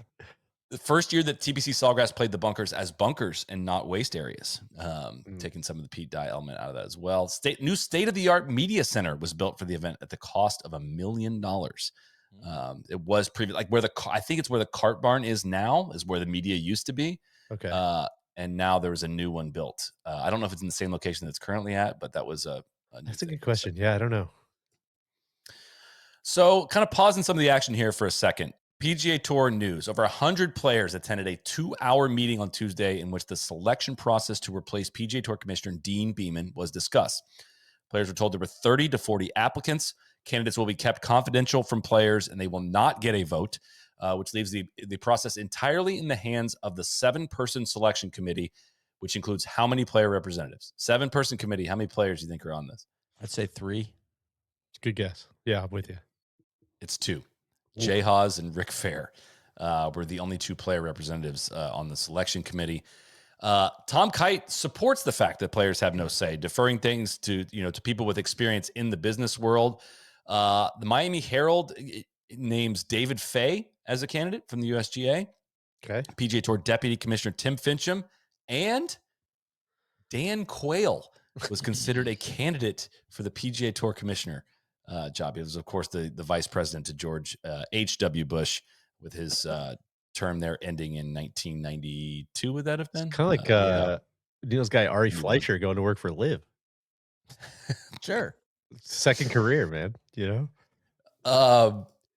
the meeting, Beeman was given a standing ovation from all the players, but all but one person rose to applaud. Hell yeah. It was either determined to be Ken Green, who was Beeman's longtime outspoken critic, or Bob Gilder, who was the point man for the Ping lawsuit, which I don't have time to get into the entire Ping lawsuit, but they could not determine who it was, but it was one of those 2 guys refused to stand for Dean Beeman. I thought about shooting Ken Green a text and asking, but then it just becomes that. What is this for again? Print that, are you? Yeah, that's great. Neil, this is up your alley. Never heard of this one. The USA Today notes there's an investigation going on into purse splitting, where players agreed to divide payoffs regardless of who wins. Hate it. The Merrill Lynch shootout was the focus on the senior PGA Tour. And a few weeks later, fines totaling $100,000 or more were levied against scores of players, among them 1993 Senior Player of the Year, Dave Stockton. 51 players were fined by Beeman in the greatest mass disciplinary action in tour history. Beeman, of course, would not confirm or deny these claims. So the shootout, I don't know how 51 players got fined, but the shootout itself was 10 players competing for $400,000, but they all agreed prior to just split the purse. It's like a match. It was Asao Aoki, Jim Colbert, Bruce Crampton, Mike Hill, Miller Barber, George Archer, Larry Leoretta, and Billy Casper were in the event. Bob Charles as well. Bob Charles said, "I'm as guilty as the next." He didn't try to deny it. Stockton said, "I didn't think." What do you guys think? We just split this thing, get a couple beers, go have a good time? I mean, it was like a true silly season event. Like they're out there like hamming up at the crowd, like, you know, throwing wigs on. I think I have some quotes on that later on, but Stockton said, "I didn't think anything was wrong with it at the time. We're clowning." Yeah, there it is. We're clowning around, wearing wigs and earrings, hitting exploding balls, trying to get the gallery into it. Okay. Well, that's good context. That makes more sense. Yeah, that does make more sense. But they still got fined. Yes. Wow. 51. I'm guessing it was just going on a bunch, though. It must have been. I guess for some of those. Yeah, I guess so. It was like professional wrestling or something, you know? No, even if you lose, doesn't. No, it's okay. You come back the next night. It's all right. You just got to give a good show. It's got some kayfabe going on.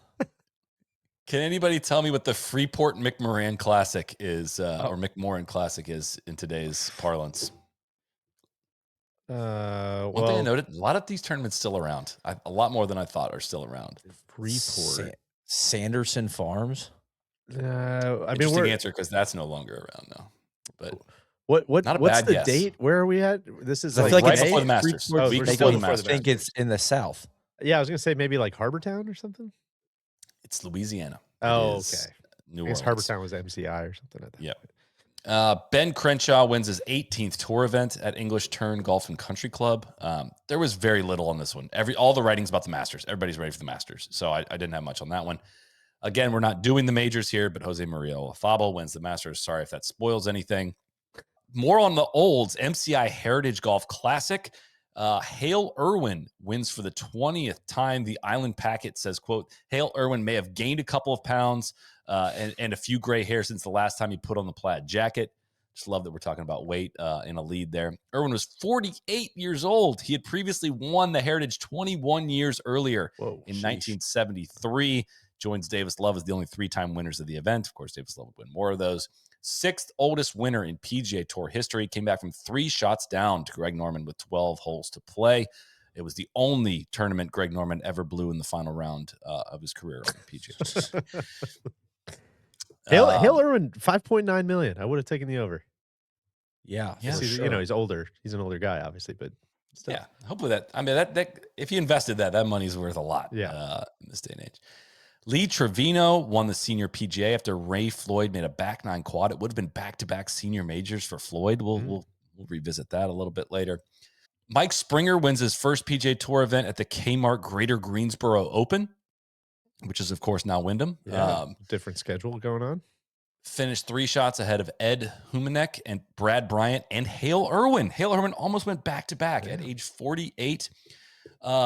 You'll enjoy this one. The final round was disrupted for about 15 minutes when protesters sat in the middle of the 10th fairway to protest Kmart's conduct in its negotiations with a union representing workers at a local distribution center. The authorities arrested 64 people, getting them off the Forest Oaks Country Club course without holding up play for an extended period of time. Hell yeah. I stand with the protesters. There we had a chance. Shout out to the Travelers. As a union man, I have to stand with them. The iBot stands with them. They were chanting to the Army marching tune of Sound Off, like, we are here and we won't go, sound off. Sure. It sounded really cool. So that brings us through April. Greg Norman leading the money list. Lauren Roberts is in second. Jose Maria is in third with that Masters win. Hale Irwin in fourth. Fuzzy Zeller in fifth, which gets to the second part of my homework. This is the original DJ Pie section. A little briefer in this section, if you'll allow me. This was a late audible in the game. Shell Houston Open. Mike Heinen wins his first PGA Tour event. A lot of first-time winners around this time on the schedule. And olds. Kind of a lot of olds and first-time winners. Dynamic. We're in a weird talent timeline here. Mike Heinen doesn't seem like he did a lot else. 1.8. Not much more? Okay. The turnouts were absolutely massive. The final round had a crowd of 57,000 people, which is the biggest turnout since 1986. It was like a live event out there, is what a lot of the writing said. At 190. Where was this? Houston. At the Houston Open. Got it. 155K compared to 110K the year prior. And then this is when the daily stuff honestly starts to read like Happy Gilmore. The articles are written about just how crazy the attention was, like legitimate security concerns as kids were getting trampled by autograph seekers around Daly. He hasn't had alcohol in 18 months. He has a shaved head. He made a hole-in-one this week.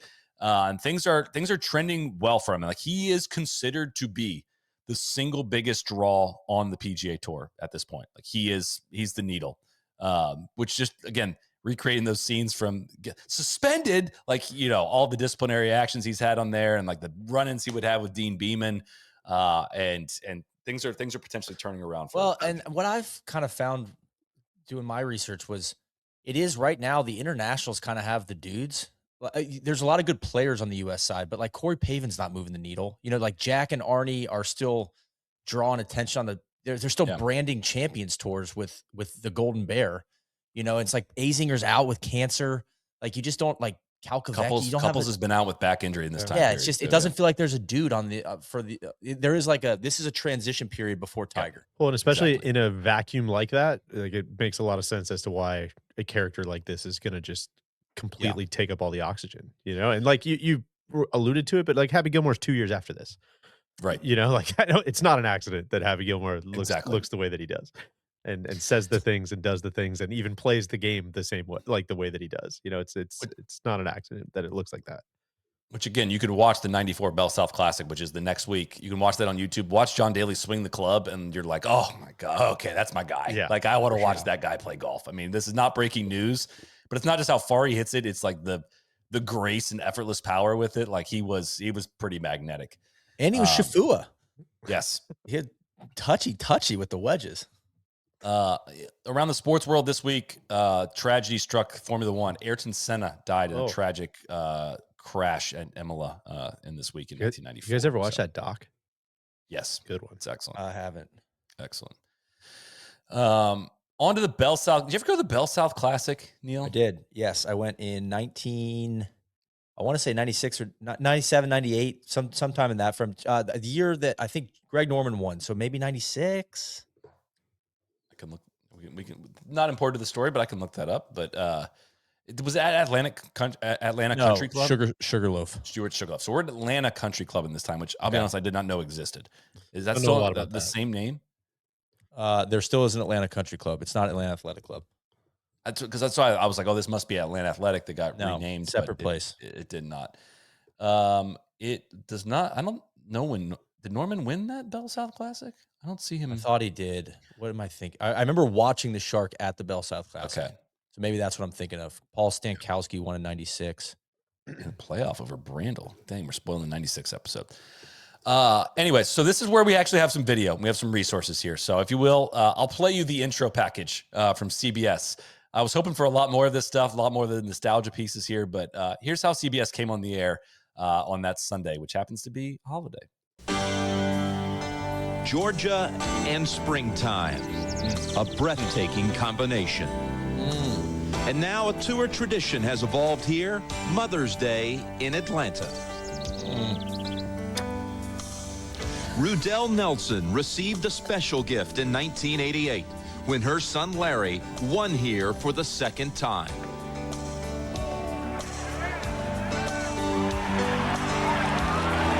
Great shirt.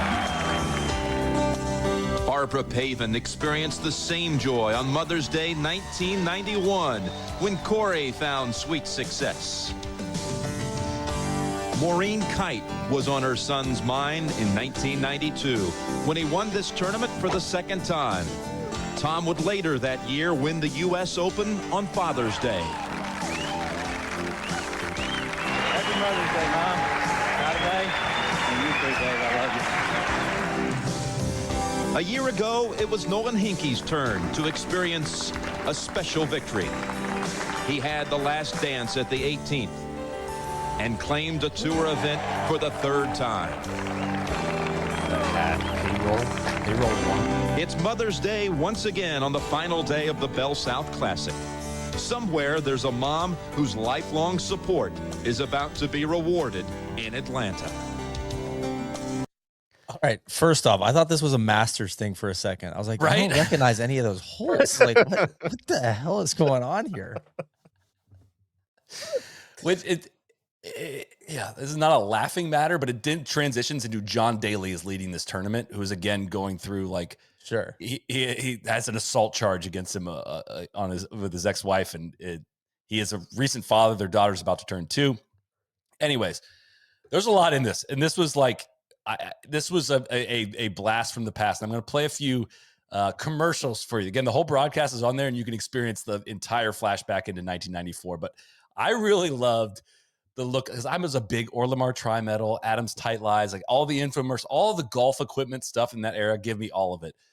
Just the golf equipment commercials during this broadcast are just like, they're all shot the exact same way, same concept. And I'm just going to play a few of them for you. Here's Lee Trevino. I mean, good players are saying, hey, Lee, how do you shave strokes off your game? And I tell them, well, you can start by teeing up a new ball. The new Top Flight Tour Z Bellata. Lots of spin, great feel. Ooh, that ball feels good right there. And that top flight distance. So if you want to score better, start hitting that new Top Flight Tour Z Bellata. And it wouldn't hurt you to hit 300 of them a day.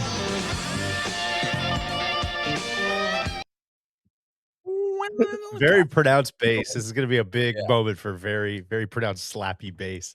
I gotta get that in my repertoire. People keep asking me, "Hey, Icarito, how you hit that long ball? Huh?" I tell them, "Left dash, baby." All right, here's more. John Daly. For the same reason, staffs were the top performers on tour last year. Staffs are easy to hit. Staffs are forgiving. Staffs Got Masters perform. footage in this one. Isn't it time you gave staffs a shot? A lot of disruptive angles in some of these. Right? I'm just I think wide angle lenses just came into fruition well, I maybe in think this time period. if I'm giving my read on this, I think that reeks to me of just like people think golf is stuffy. What? Yeah. No, it's Talking cool, about man. That check this out, you know? And Maybe yeah. maybe even leverage some other sports to kind of show Sure. that golf isn't so stuffy. Here's Chip Beck. Hockey.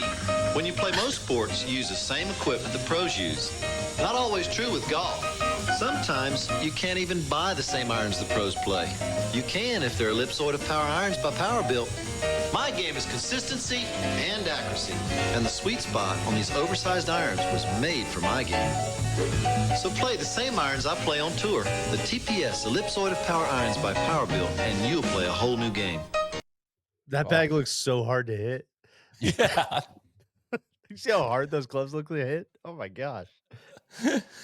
There was more. There's a Hale Irwin King Cobra with Greg Norman one that's just the same thing all over. But I just those blasts from the past, like, man, the equipment companies that were spending the money back then have definitely changed since Yeah. the 90s. Yeah. It was So 98 Tiger won the Bell South, and that's the year. Now I remember that's the year I went. I watched Norman though come Got down 18 and I think that was at Sugarloaf. But Bell South was a big deal, like in Atlanta. It was like, you know, warm up for the Masters, you know. So that's a blast from the past for me. Well, then maybe it moved before the Masters because this is after the Masters. After, okay, this then, is May. God, Yeah. maybe scrap. All Memories that. can be can't- weird. I Memories can't. can be I very can't remember weird. anything. I stink. If you have information on when Neil was at the I Bell hold myself in contempt. reach out, neil@nolegup.com if Yeah. you have any info to help. A lot of people Ask asking me, me- Icarito, why can't you remember anything? I said, I don't know, man. It's too many whippets. Is it? This is considered to be the third toughest walk on tour outside of Castle Pines and Westchester. Is Atlanta Country Club that big of a walk? The caddies Sugarloaf consider it. is, and maybe Okay. okay. Let me now see. Now I'm gonna get blamed from Atlanta people because maybe Atlanta Country Club and Sugarloaf, like Sugarloaf was a mega walk. No, from 97 to 2008, it was at TPC at Sugarloaf. In Yeah. 67 to 96, it was Atlanta Country Club in Marietta. Yeah. Yeah, So I've never played Atlanta Country Club, which that's a hole in my bona fides for sure. you're not wrong, Neil. From 99 to 2006, it moved to early April, the week before the Masters. Yeah. Okay. So maybe I went in 99 then. Justification. But Okay, some regardless, justification. Icarito, why can't you remember anything? Give you the last word. So again, kind of surprising top 10 finish for him the week prior. John Daly wins his third PGA Tour event at the Bell South Classic. He birdies the 72nd hole. I do implore people to go back and watch this on YouTube and watch the tee shot he hits on 18. And like watching the other guys play it, he hits this. It's a dogleg left par 5, all water all down the left, and like he's shaky. He missed a short putt on a previous hole, and he has to wait a long time before he hits his tee shot on 18. And he tees it high. And my God, does he rip this ball? And he looks nervous as hell as it's in the air because it's left. And it's like the closest thing I can come up with. And the camera angles are awful and you can't really tell, but it's like the closest thing to the Bryson Bay Hill thing that you might imagine. In like the cameras can't concept where this ball landed. I think he's playing with Brian Henniger, and he probably gets him by 60 yards in the fairway. Like it's insane. He hits 8-iron. It's a bad second shot into the green. Hits in the greenside bunker, but pitches out and makes a 4-footer. He, they obviously got to get off the air really quickly. They rush onto the green to interview him. Daly immediately says, I never got this nervous playing golf when I drank, but I'm still shaking now. Honestly, this is the first time I've won a PGA tournament sober. He later would say he's going to celebrate by driving overnight to Memphis to see his 2-year-old daughter and eating a dozen Dunkin' Donuts along the way. And this is one you can actually go back and relive a little bit. There's some Tom Kite in there. David Peoples had a great chance to win. He 3-putted 17. Unfortunately, couldn't birdie 18. Steve Stricker made 3 straight birdies on the back, was headed towards a nice payday, but he made an 11 on the 14th hole, taking 4 penalty shots. So I don't remember what 14 is there. But It'll cost you. All right, so here's a good one. The 94 the GTE Byron Nelson Classic. Okay, Neil Lancaster is going to be your first-time winner. The event was shortened to 36 holes. It was the first tour event since 1986 to have such a distinction. The Fort Worth Star-Telegram headline: Lancaster wins a half Nelson, which was great. Yeah, we got a Vantage Classic on our hands. So now squeegees were employed in an early effort in the week, and helicopters. They used the KRLD and Channel 4 helicopters were blowing off surface water. So people like risking their lives to get this golf course in play. Turns out no golf Thursday. In 1994, it also rained a ton in Dallas in May. Yeah, there's so much weather in this upcoming stretch. My God, there's so much. Still a lot of rain in that stretch of the PGA Tour season. No golf Thursday. There's no golf Friday. PGA Tour tournament director Duke Butler said they didn't play yesterday to protect the integrity of the game. Mr. Butler is also a neighbor of mine that I got put in touch with. I did not get a chance to talk to him before this, but I know his son quite well. And I'm like, wait a second here. Duke's name is all over this one because he was basically like a rules official for the PGA Tour, but it's considered he was a tournament director, not the tournament director of Byron Nelson. But again, they didn't play to protect the integrity of the game. So Saturday comes around, and they're going to split the tournament across two golf courses now. There's the Las Colinas course and the Cottonwood Valley course, which was not prepared for tournament play. There's no ropes, there's no leaderboards. It's just a golf course. But just golf course on property there, but it's a higher elevation. Like it was a little drier than the Valley course, which had clay fairways, which were just like they could not clear. It is known for the first green is shaped like the state of Texas with a bunker above it shaped like Oklahoma. Pete has to say about that one. He said the pin today is somewhere near Amarillo, which I thought was just a lovely, lovely touch of that one. So not only this, only 8 guys were able to get the 36 holes in on Saturday. Like they were trying to get double up. And then apparently a tornado touched down on the Cottonwood course. It hopped over the press center and disappeared back up into the clouds. Like more after this disastrous weather week, they get more weather. So the field had to come back and finish round 2 on Sunday and have that be the final round rather than like come back like that's like they were not going to have TV on Monday. So rather than try to make it 54 holes and play Monday, they just said, all right, we're on TV. We're going to finish this on Sunday. And it's a 36-hole tournament, and we're going to have the finish on there. So holy smokes. After 36, the Vantage Classic, it's a 6-way sudden death playoff. And so there's 6 players, 6 all playing together. 6 players, 6 caddies heading out there. And there's only 75% of the purse was required to be paid out. But they end up paying out the entire purse. Like the sponsor said, no, we're paying out the entire purse. Just happened on the LPGA too, a couple months ago. Like, just like all-time shit show weather, clay fairways, nothing they could do about it. Fucking tornado blows through. Like just like the worst luck you could have. Players were pissed. Players were furious about the whole thing. Not happy. Norman said they waited too long to put the Cottonwood Valley course into play. Jeff Maggart hated it. Says like, it wasn't much of a tournament, was it?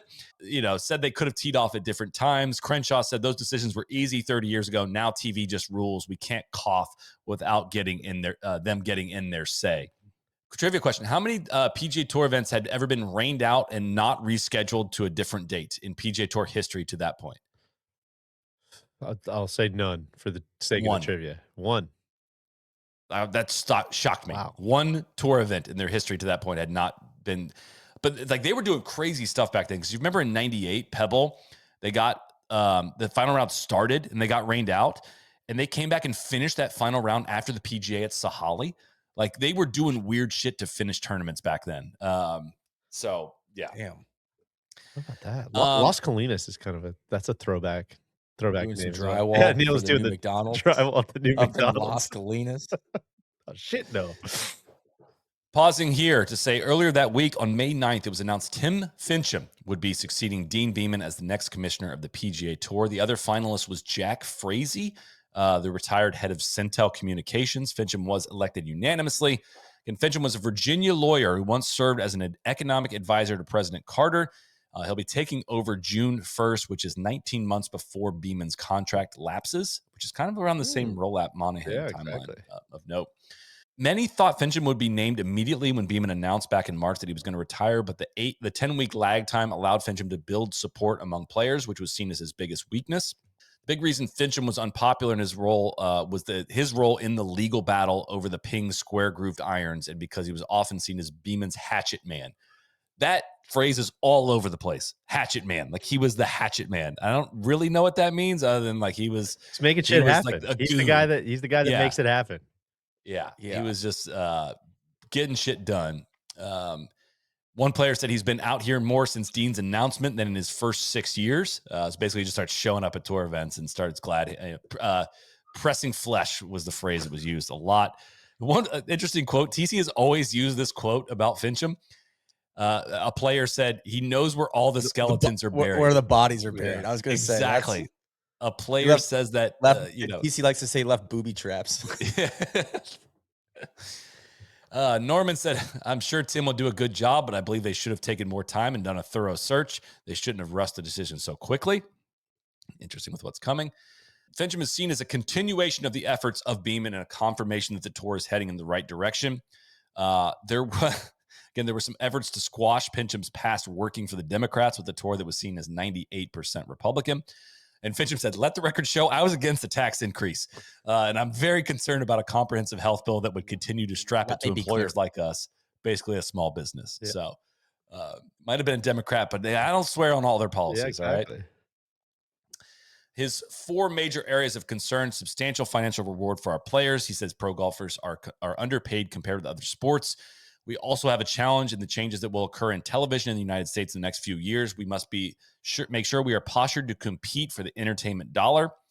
There's also a challenge with respect to the IRS, and Fincham described it as the tour is under attack by the IRS, and then continued emphasis on the integrity of the game and its players. Those are his 4 pillars. Again, Beeman, when he took over the tour, in 1974, the tour conducted 57 events with $8 million in purses, had assets of $730,000. Now the tour conducts 118 events with nearly $100 million in prize money and has assets exceeding $200 million. And before you ask it, no, that does not include the NFTs. So it was probably even higher than that. But it does include the pension, which I think is probably what the IRS is coming back to sniff around on. None of the where does the TPC network fall into this? Is that hasn't that's really started considered yet? A bunch of the assets? Okay, yes. that is some of the so assets. Beeman did the TPC network, and a lot of those assets are considered under that. Beeman was 56 years old. He was off to go play the senior tour. That was a big reason. Great player in his own right. That's right. As we know. So if you don't know, Beeman was a tour player, and like that's a big change in the guard too. Like Beeman was seen as a player. He was the one that took over the players tour, and now a lawyer is taking over the players tour. This was a part of the changing of the guard. But again, it's a lot of quotes in there from Trevino and people like that are like, this is a stamp in like tour's heading in the right direction. We're going to keep doing what we're doing. We don't need a major shift. We need somebody with different experience coming in, but like this is the path we're taking, and we're continuing on that path. That is a really massive shift. I'm glad you pointed that out, because I've always, Dean Beeman's playing career is so far removed from me having anything to do with golf that I've always kind of viewed him as a suit, and it is a massive shift going from a player to a suit, and that's, you see that in other leagues too. But it's like, yeah, it's not really about how far back do we put the rope line off the fairway anymore. The conversations have gotten a lot he more was a complicated. unicorn. The fact that he was so good at the business stuff, it's like at this point, like with that much cash at stake and all the, you had to go with a suit. I'm not the Beeman expert, but like everything I've encountered on him, like he did not like pander to the players. He wasn't like, oh, I want to free, the conditions are too hard out there. He'd be like, tough shit, like play better. Like he was not like an agent for the players. Like he was set out to make the business as big as it possibly could be. Yeah. So a lot of players didn't like him. So this leads up into the Memorial Tournament. Tom Lehman wins his first PGA Tour event. That's 4 first-time winners in the last 5 events. 20th different winner in 20 different tour events this year. That was his first win. And he was 35. I was going to say, I picture Lehman just balling out in the mid-90s. Right? Yeah. 35 years old, and he won this. He won by 5.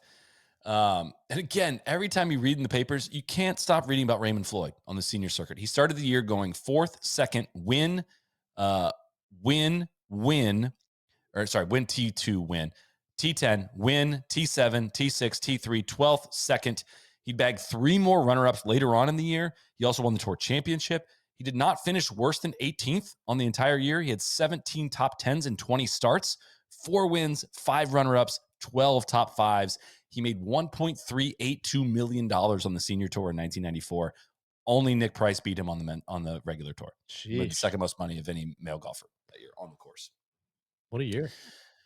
Breezing through these last few, Southwestern Bell Colonial. Nick Price becomes the first player to win twice this year. He beat Scott Simpson in a sudden death playoff, overcame a 7-shot deficit. That was also a Monday finish in Dallas-Fort Worth area, or just literally in Fort Worth. Hale Irwin continuing to stunt. He finished third. He finished top 10 6 times in 21 events, made $814,000, finished 10th on the money list the year before qualifying for the senior tour. Unreal. So, Phil is back and is indeed finished in 8th place, fresh off the broken leg. God, fresh off a femur problem. That's impressive. It's pretty wild. Kemper Open, which did not have Brett Ogle in the field. Mark Brooks won his 4th PGA Tour title. Volcano? No, that's Steve Pate. I always think Mark Brooks and love the Volcano. Yeah, I always get Steve. I think it's Steve Pate, but every time Jerry Pate comes up, you would say the Volcano, and then now that's the first time I've ever heard you say the Volcano.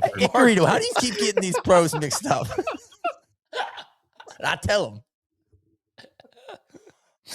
I got a lot of demons up in between my ears. All right, please continue, Soly. I think I have the week right. This is the week that Bruno's, I think, is the Alabama event on the Champions Tour, on the Senior Tour. Bruno's? Gary Player. So Gary Player has just returned from South Africa, having witnessed and participated in South Africa's first all-race elections. And here's how he would describe the elections. I'm not going to do the accent.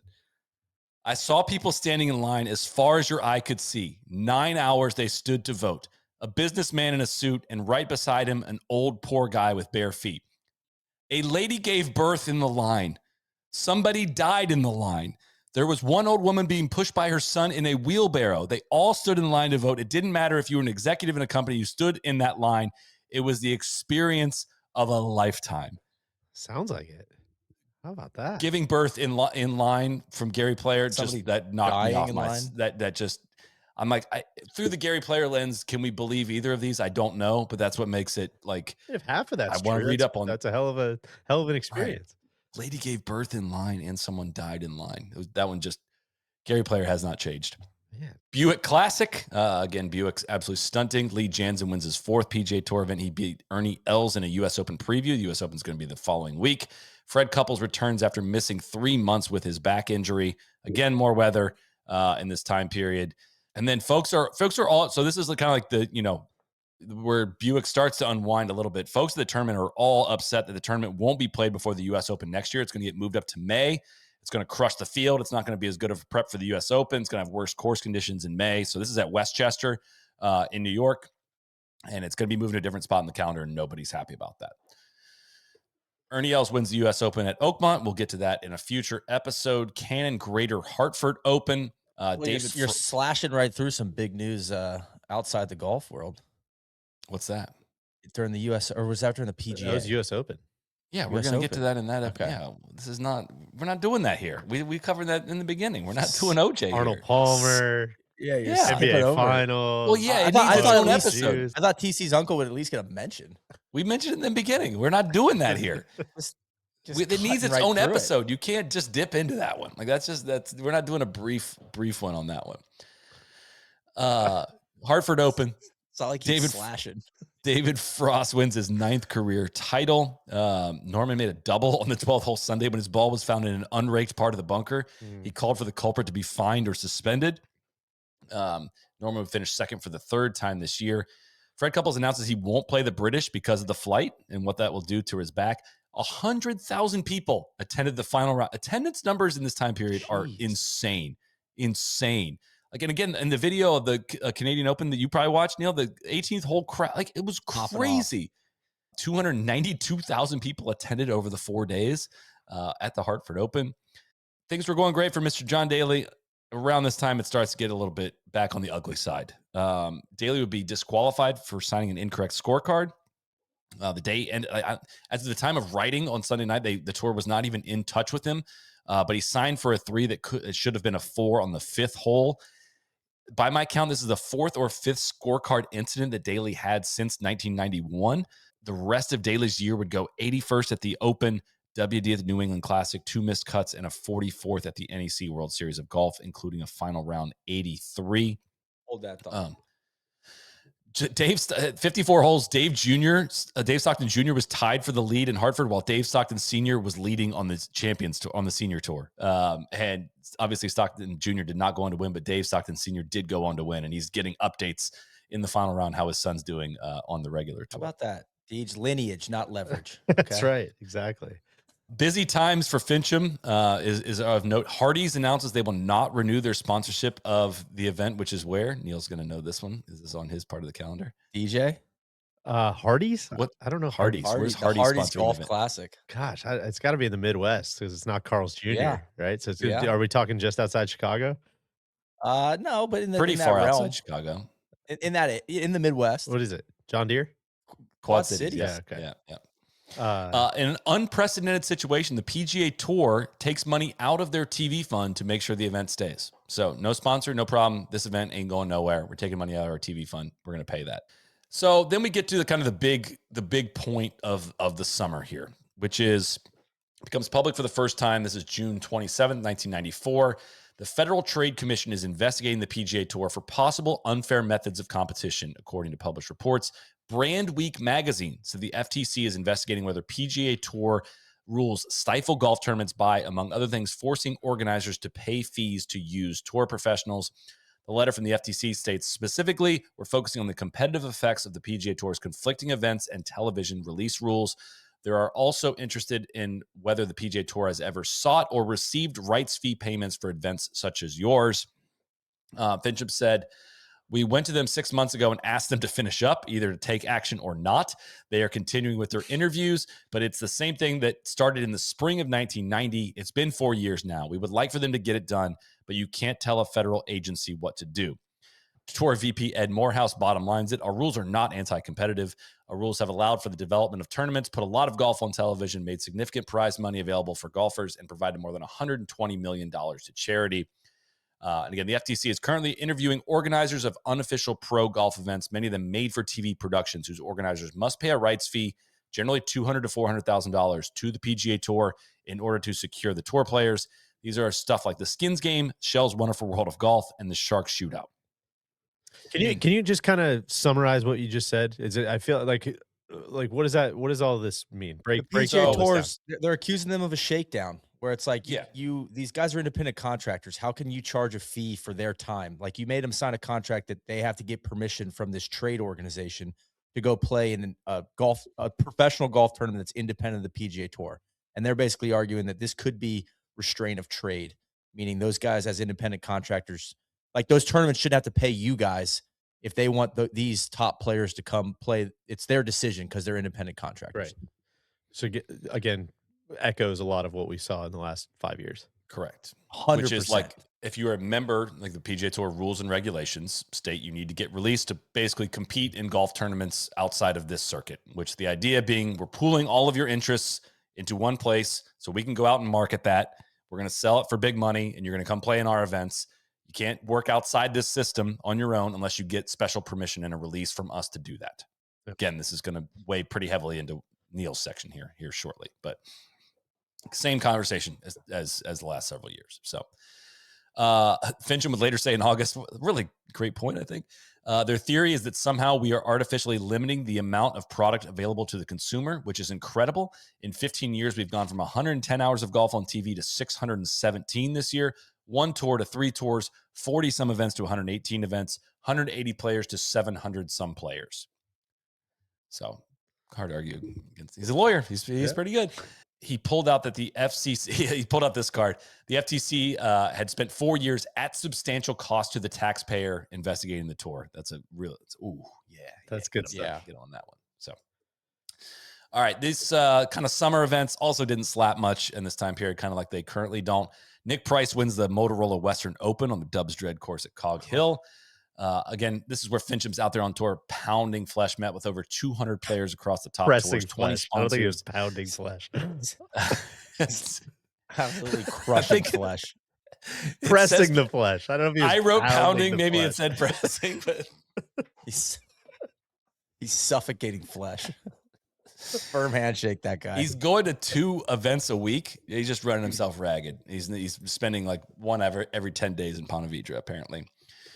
Anheuser-Busch Golf Classic.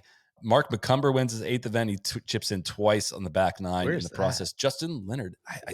I looked this up and I don't remember. St. Louis or something? St. Louis? Anheuser-Busch. Virginia. Okay. It was at Kings Mill or something? Kings Mill. Yeah. This is Kings Mill. Yeah, that's exactly right. Okay. This got a newspaper write-up. Norman beat Faldo in Shell's Wonderful World of Golf at Sunningdale. Norman was the 8-1 favorite heading into the Open Championship in the following week. That's a cool one. I've watched some of that. John Daly made some comments. They're not great. He said, I wish we would have drug testing on the tour. If we did, I'd probably be one of the cleanest guys out there. There are certain people on tour who do the crazy stuff. They're never going to get exposed unless they're found out by police and put in jail. This is, again, where we start to enter the Happy Gilmore phase of Daly's career. Curtis Strange said he should crawl back under the rock he came out from for trying to tear down what Arnie and Jack have built. Fincham. Strong quote. Yeah. Fincham publicly states it's conduct unbecoming to just like accuse other tour pros of doing drugs. Getting high, Deej. Yeah, I hate it. A lot of calls for suspensions for him. I feel like conduct unbecoming is one of the great power levers ever created by the PGA Tour. Totally non-specific. Yeah, no, that's it. That's conduct unbecoming for sure. Find his ass. Anytime somebody does something on the pod that's just like, that's conduct unbecoming. Conduct unbecoming. We're not doing that here. You will be fine. We will be sending them a fine. They might not pay it, but we're going to send it to them. I'm going to go quickly here. Nick Price wins the Open. This is 4th win of the year. We'll do that in the future. Brian Henniger wins the opposite field event, the Deposit Guarantee Golf Classic. Kenny Perry wins his 2nd PGA Tour event, the New England Classic, with a one-shot win over David Faraday. The Gripper, Ed Fiore, was 3rd there.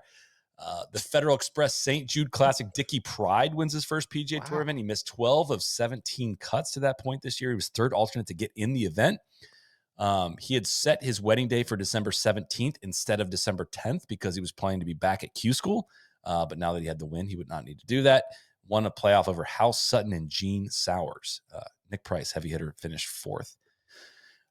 Buick Open. Fred, you know where this one is? Where's the Buick Open? I never remember where they are. Gosh, we've already done New York, and we've done Torrey. Is this Detroit? This is Warwick Hills. Okay. Bob Couples gets this one. Your guy, Neil. Yeah. Fred Couples gets revenge over Corey Pavin from Riviera. They had to play 36 holes on Sunday, of course, because of weather, which was a problem for Fred Couples, but he managed to grind through it. Winning a Buick was also a problem. A TV reporter tried to get him to pick what Buick he was going to pick live on camera. He said, I want a Buick, but I drive a Cadillac. Tough break for Buick there to put up 4 events and have the winner say that one. And this is the week that Buick announces a new contract that will lock in their 4 sponsored tournaments to the PGA Tour schedule through 1998. The Buick Open, Buick Invitational, Buick Classic, and the Buick Southern Open, which is in Pine Mountain, Georgia. We will get there. PGA Championship, Nick Price wins again at Southern Hills. And that is the end of my reign there. That was extremely lengthy, but a lot to get through there. And this is where I officially passed the baton. I knew it when we before we fired this one up. I got a massive water and a tea. I was like, this is going to go a while. I'll try to keep it tight here, though, because I knew you'd have a bunch of stuff. All right, world events in August 1994. Let's do a little reset. Deej, Carlos the Jackal was captured in Sudan, extradited to France. Venezuelan, like a true bad hombre from Venezuela, blew up the OPEC headquarters in Vienna, among a string of other international attacks. But the Jackal's off the streets, so rest easy. Behind bars, someone threw a rock at his fence, rattled the cage. Yeah, we ladies and gentlemen, we got him. MLB strike gets underway August 12th of 94. Woodstock 94. Speaking of bad weather, I believe it was slightly muddy. And then in the summer box office, Forrest Gump, The Mask, and The Lion King were dominating in the box office. All right, we'll kick it off with the Sprint International. This was in August, August 21st. So after the PGA, This is my tournaments aren't quite as fun, or this starts to get into silly season a little bit. Won by Steve, don't call me Mike Lowry, in a playoff over Rick Fear at Castle Pines Golf Castle Course. Pines, So okay. this is the Stableford scoring. That's right. Lowry is the 9th first-time winner at this point in 1994. So I was thinking about this. Some years it feels like you get a Scotty just wins everything, and this year was not that year. It feels like, was it a couple years ago where I felt like that was happening on the PGA Tour, where it's just like, God, it's just like a new random dude every week, which kind of sucks. Or the LPGA is the example this LPGA year, where was it's last just, year, what was yeah. it, 25 in a row or something? Yeah, and it's like sometimes that's hard to talk about because there's no like consistent theme. So you feel like Vern and Happy Gilmore are like, is Steve Lowry? Yeah. So he let's see, $252,000 winner check, which was big one. 9,700 more than the 33-year-old had won the rest of his pro career. So he had been kind of a journeyman up to that point. Fun fact, Rick Fear, low am at the Masters and the U.S. Open in 1984. Wasn't familiar with Rick's game, but seems like he was he'd been around for a little while. All right, so then we get to, referenced earlier, the NEC World Series of Golf. Jose Maria Olazabal wins over Scott Hoke. When I was a kid, I used to call him Scott Hotch. So that's why I kind of hesitated there. It's another Wahlberg thing for me. So Scott Hoke at Firestone Country Club in Can't Akron. hesitate. You got to hit the hole, deal. That Gotta little hit the stutter hole. step. I think you would have got there. Rick Fair, by the way, made $200 less, $180 less than Brandel Chambly in his career. Just so you know. Okay. He's the one that was on the selection committee. He was on the policy board. Yeah. So Brad Faxon and Steve, don't call me Mike Lowry, finished runner-up. Lowry was hot in August. This is the second NEC win for Jose Maria Olazabal. I feel like we've committed to Olazabal. I don't get the pronunciation on that right, so I apologize to Jose Maria. I think is great. Olazabal. That's like the Or English Olazabal pronunciation. if you're Olazabal. I I feel like that's what. Olazabal. Yeah. That's say like that. how the Brits I say. hearing him saying on Golf Channel. I'm like, I don't know if is that right? Like that's not. That I think doesn't you got a sound lot of phonetic. license. You got a lot of space to really make that one your own. It's just not Olazabal. We know that. SoFi is the all-in-one finance app that helps you bank, borrow, and invest your money in one place. If high-interest credit card debt has been holding you back, SoFi could help you finally take control. With SoFi Personal Loans, you can consolidate your credit card debt into one low fixed monthly payment with no prepayment fees and no late fees. Funding is fast. You get $5,000 to $100,000 as soon as the same day you sign, or SoFi can even pay your credit cards directly. Terms apply. You can check your rate now with no impact to your credit score, no commitment, and SoFi has already helped members pay off over $33 billion in debt. So if you're ready to simplify your money game, head to SoFi.com/NLU or click the link in the description. This is a paid advertisement. Loans originated by SoFi Bank N.A., member FDIC. Terms and conditions apply. Let's get back to the pod. I would say, and we'll get to Nick Price. It's the year of Nick Price, but Jose Maria had a fantastic year, winning the Masters. But this is a BDE, I think, on the calendar in 1994, the NEC World Series of Golf. At least purse wise, it is 10-year exemption, baby. exactly. I mean, this was like the second biggest tournament behind the Players. So that was his second win. Scott Hoke misses a 3-foot birdie putt on 17. Then makes a 3-foot birdie on 18 to lose by 1. Quote here in the Akron Beacon Journal from Scott Hoke. Quote, well, I better make this one on 18 or my wife is going to be upset. That will be some furniture she won't be able to get. So it seems like he handled it in stride, but it sounds like my guy's got some trouble with the shorties. I just clicked on this page because I just which don't kind know of shorties you met there with the furniture. Not his wife. I meant the short putts. Like, oh, that's a throwback phrase. I haven't heard that one in a while. Olazabal also won this tournament in 1990 by 12 shots. Yeah. He shot 18 under at Firestone in 1990. Hale Irwin becomes the first man to have a hole-in-one on both the north and the south course at Firestone. I don't know if anybody's done that since, but that's sick, right? I felt like put it in there. All right, now big news from the NEC. John Daly, the drama continues. This from the Florida Times-Union. Quote, John Daly, golf's longest hitter, got into a fight with the father of another golfer over course etiquette after shooting 83. According to witnesses, the 28-year-old Daly was grabbed from behind by Bob Roth, 62, after the two exchanged words near the entrance of the pro shop. Roth was upset because Daly twice had hit a ball into the group ahead of him at Firestone. Roth's son Jeffrey was in the twosome ahead of Daly. The elder Roth and Daly fell to the ground, wrestled briefly, and were separated by the crowd. That's like Afterwards, that's end quote. Afterwards, it said like the cops showed up. Nobody wanted to press charges. The elder Roth said, just let it go. It's got out of hand. some real like junior golf shit. Yes. That sounds like a junior golf team. This guy won't stop hitting into us. I think Bob Roth was a PGA professional. I'm not sure if it was at Firestone, but like he was a known quantity in golf. Greg Norman's caddy, Andrew McGee, made the same accusation that Daly hit into his group earlier in the week. And this puts him back in the crosshairs with the PGA Tour. Tim Fincham. There's a lot of writers like, the commissioner's heard about this. He's evaluating whether it's conduct unbecoming. I didn't get screws up Virginia Bennett. If he screws up, yeah, it's your ass. Yeah, I didn't get any closure on this, Soly. I didn't because I'm not sure if he got suspended for this or not. But it just doesn't seem like it's going well for Daly at this point. Just both shooting 83 and wrestling with Bob Roth. You don't want to be wrestling. You don't want to be wrestling. You don't want to be wrestling with your competitor's father. It wasn't another competitor. It was the father. Yeah, that's just bad for everybody. That is conduct unbecoming. Yes. Do that. All right. Same week. Big news in the golf world. Not on the PGA Tour, but a certain someone wins a U.S. Amateur. 1994, Sawgrass, right? Sawgrass. Tiger Woods wins at TPC Sawgrass. The 18-year-old Tiger Woods rallies from 6 down to win the U.S. Am. Kind of a lot of fireworks on 17. So he tracks down Trip Keeney with extreme prejudice in the 36-hole final, according to the Florida Times-Union. Another one, kind of like the Desert Sun. A lot of good stuff coming out of the Florida Times-Union. Yeah, I wonder if this is our guy Smitter. Gary Smith. I don't have the author for this one, but quote, Tiger took dead aim with wedge at number 17. He had a high soft cut shot from 139 that hung delicately in a quartering right to left wind. The ball hopped on the sliver of land between the pin and the bulkhead, clinging to the fringe 2 feet from the water, 14 feet from the hole on the right side. What followed is something Woods says he doesn't remember being, quote, in the zone.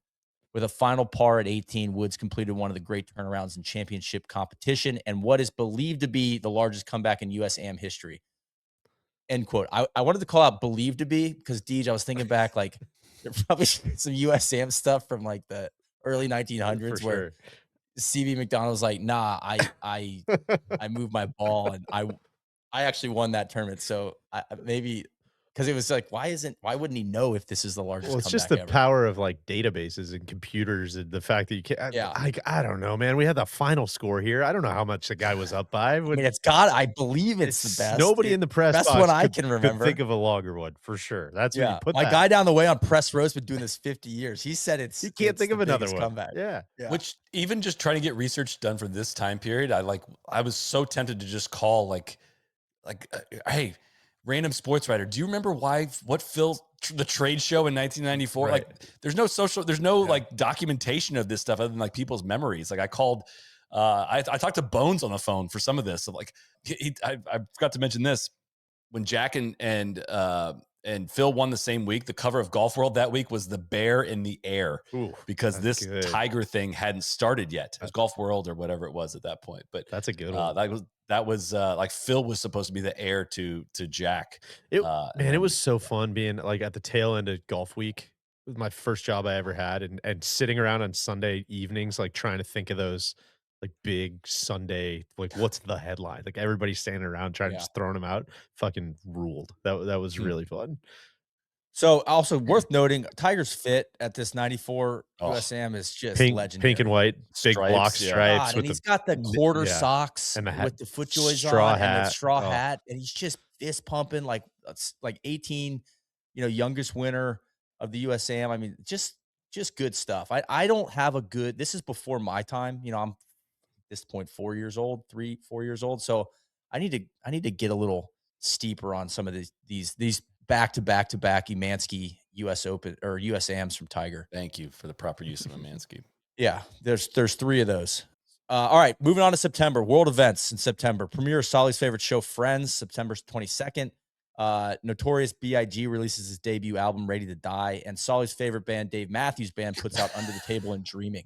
In theaters, Shawshank Redemption gets off to a slow start, but becomes a classic and does really well. And then The River Wild Deej, underrated flip. Yeah, really. Meryl Streep, Kevin Bacon being a bad hombre. I might throw River Wild up into a rewatch We category. got to see who was your guy, Soly, the cinephile. Got to see if he was up on that one. Who was that? Was that Hoke? It was Hoke. Yeah. All right. So September 4th, Greater Milwaukee Open. Mike Springer wins over Lauren Roberts. So he's having a good season. Wow. Shoots -16, wins by 1. Sounds like Calcavecchia gassed it for the second year in a row. The Greater Milwaukee Open seems like the one that got away from Mark. All right. So good article here from DJ. I put this in here for you.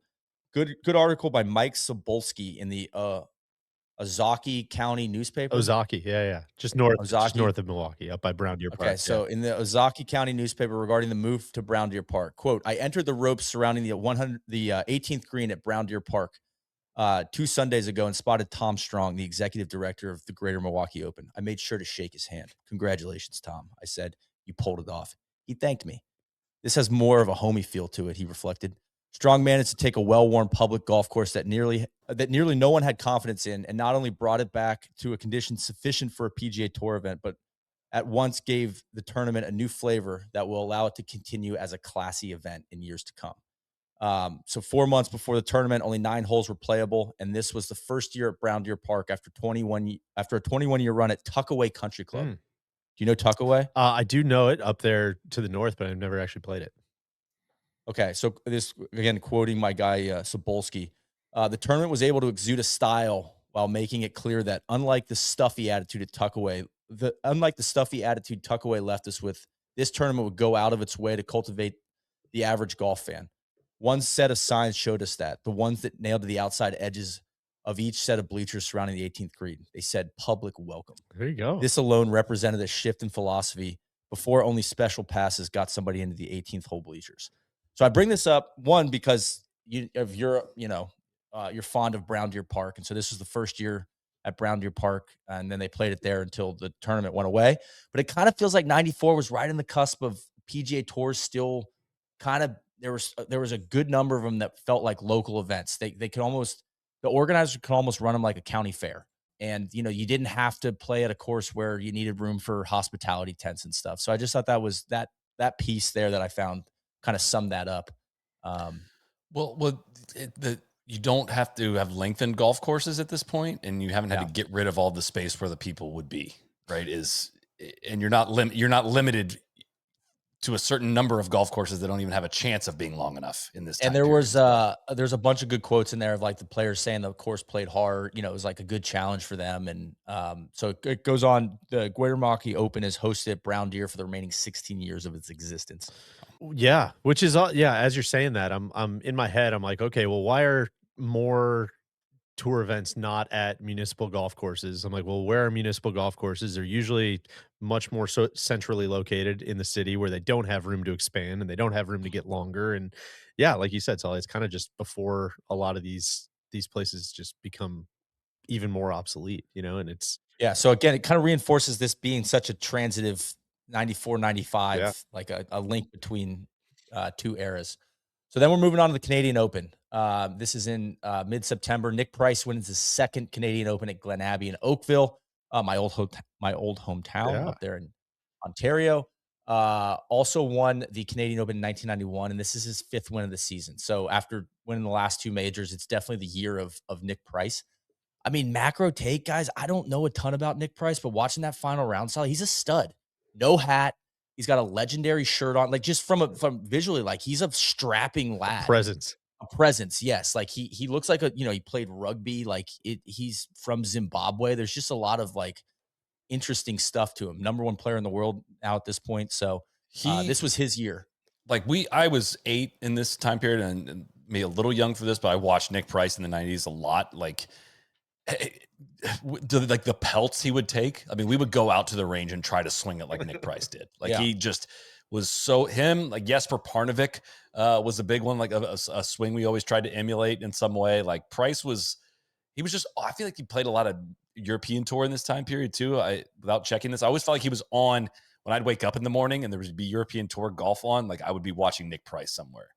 Yeah, I would encourage people, if you're weirdo like us to watch that final round of the Canadian Open. Some great commercials, a lot of Cadillac, Oldsmobile, some retirement stuff. I think from Prudential talking about little Johnny's planning for little Johnny's college. Some really weird commercials. It's good stuff. So this from Deej. Don't know where the Daily Gleaner is, but this is from the Daily Gleaner. Headline: Ho hum, the price is right. Quote, when the best player in the world hits the best shot of his life, no one else has a chance. That's just what happened at the Canadian Open, to the Canadian Open field Sunday when Nick Price smoked a 229-yard 2-iron that set him up for a decisive eagle and one-shot victory. That was probably the best 2-iron of my life, Price said Price. Of course, I thought this was on 18 at Glen Abbey.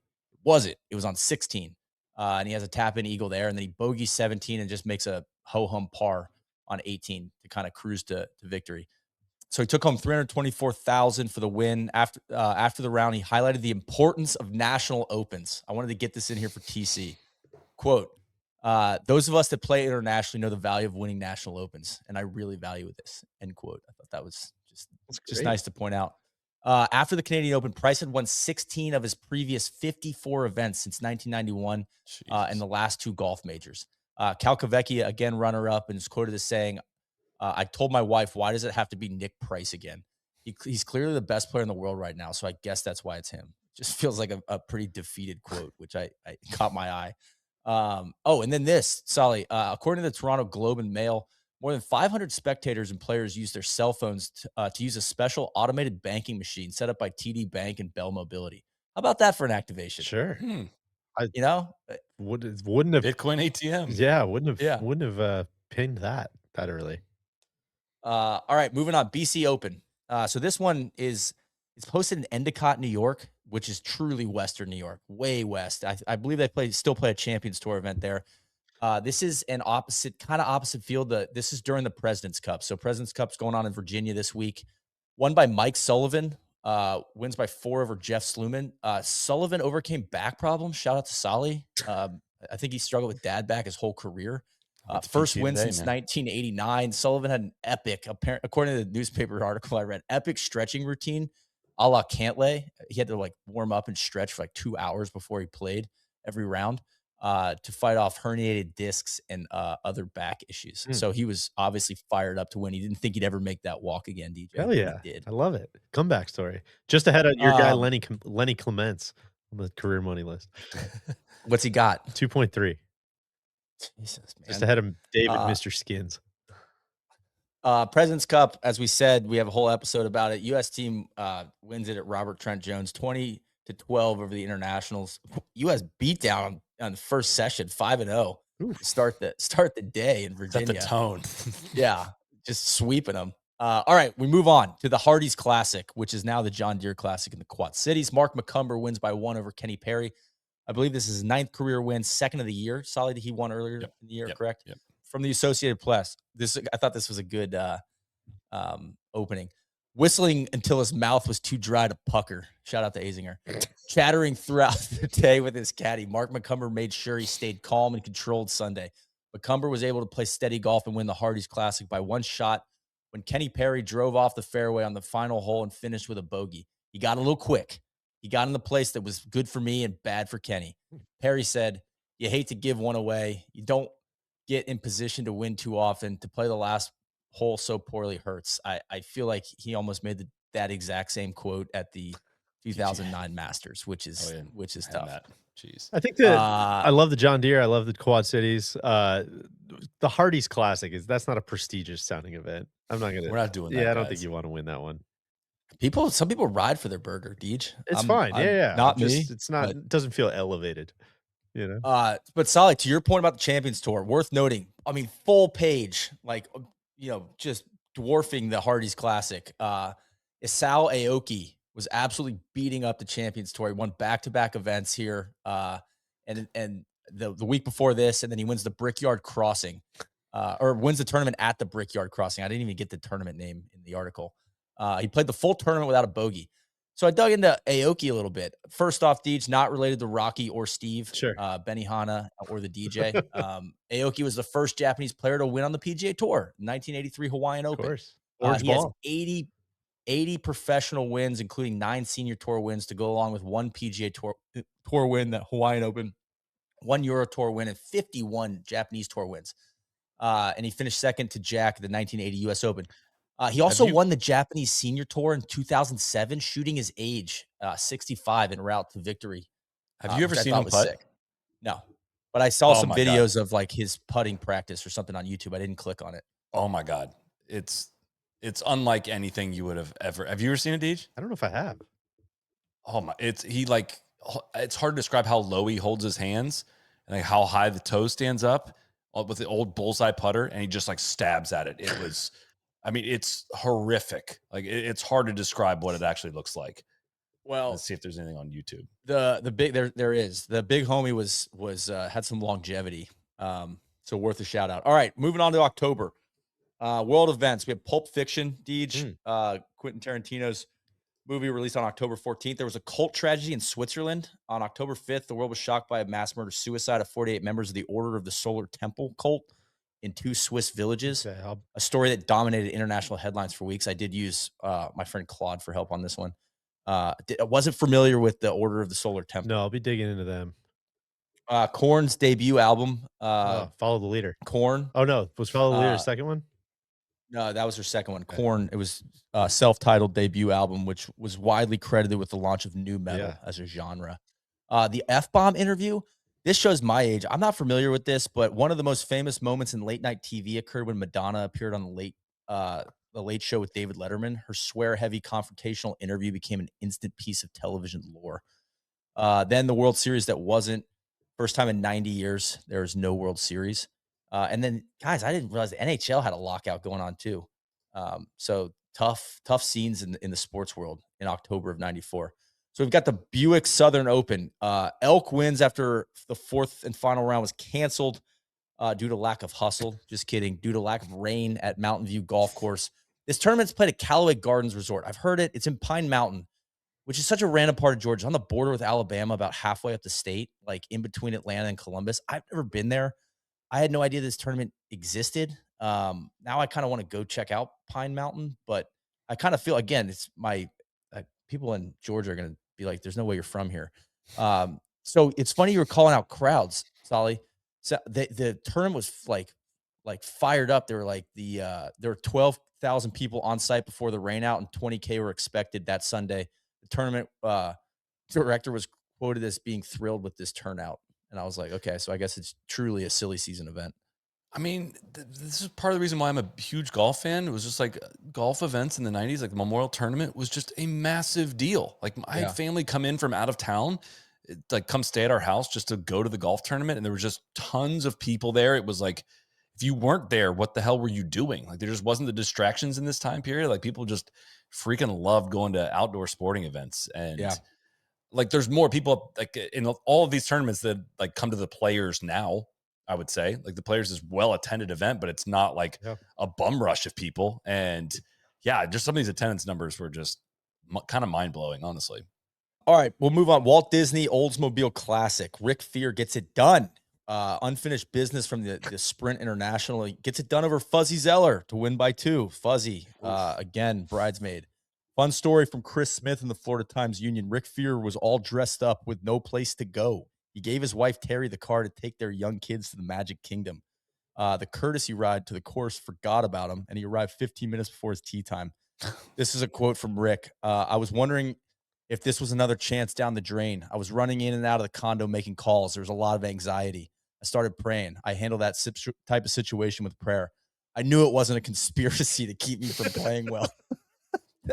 Going from prayer to like, so wait, I knew it wasn't a conspiracy. Just caught me off guard. So I had to put this one in there. So what happened? Like nobody came back to pick him. Like they took the wife. Yeah, and he gave kids his wife to the Disney? car. Oh. I don't know if he Okay. scheduled a courtesy car. They just didn't show up. Oh, And so, tough. and you got to think this is back when it might be a little harder to get in touch with the driver. Probably not a lot of Ubers running around. So he Just gets Jimmy there at the time. 15 minutes. The article goes on to say he was able to hit like 15 balls to warm up, and he and his caddy were like, this could be a good story. It's almost like it freed me up a little bit to kind of like that to go out and play well. That what was that, US Open local qualifier, or what were you guys doing?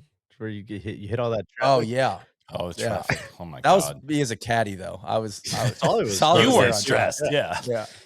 And then the U.S. also lost the Dunhill Cup to Canada at St. Andrews this week. So it sounds like Tom Kite and Fred Couples gassed it for the U.S. down the stretch. I didn't realize the Dunhill was like a it seemed like it was a bracket style, like country versus country situation. I didn't have time to dig any deeper, but that caught my eye. And then Corey Pavin won the Tokai Classic in Miyoshi, Japan. He won $198,000 of a $1 million purse. God, something tells me you guys just aren't going to be able to name a lot of the Canadian players on that winning team.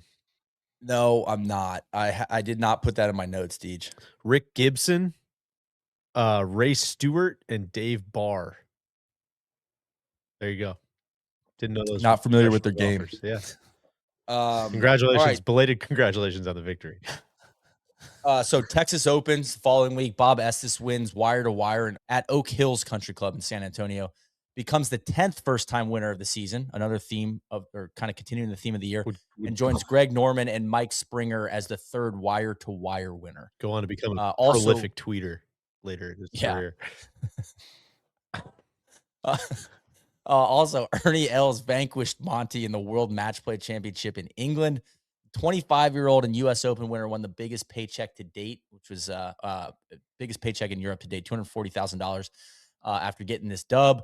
Monty was quoted as saying, he has a very, very old head on his young shoulders, and everyone that's played him and been beaten by him has said the same. There was a lot of quotes this week of like, Els is the future.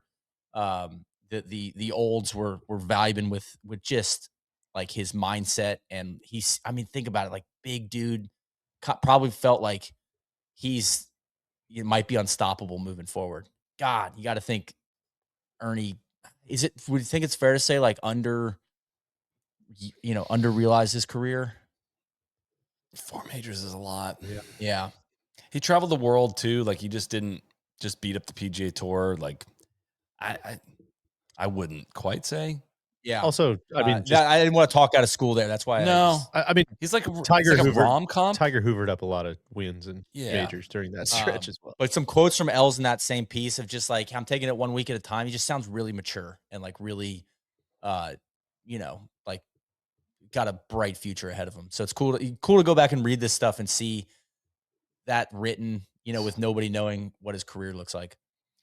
Yeah, I mean, Mickelson's putt in 2004. Otherwise he's heading to a playoff for a Masters. He finished second to VJ at the Masters in 2000.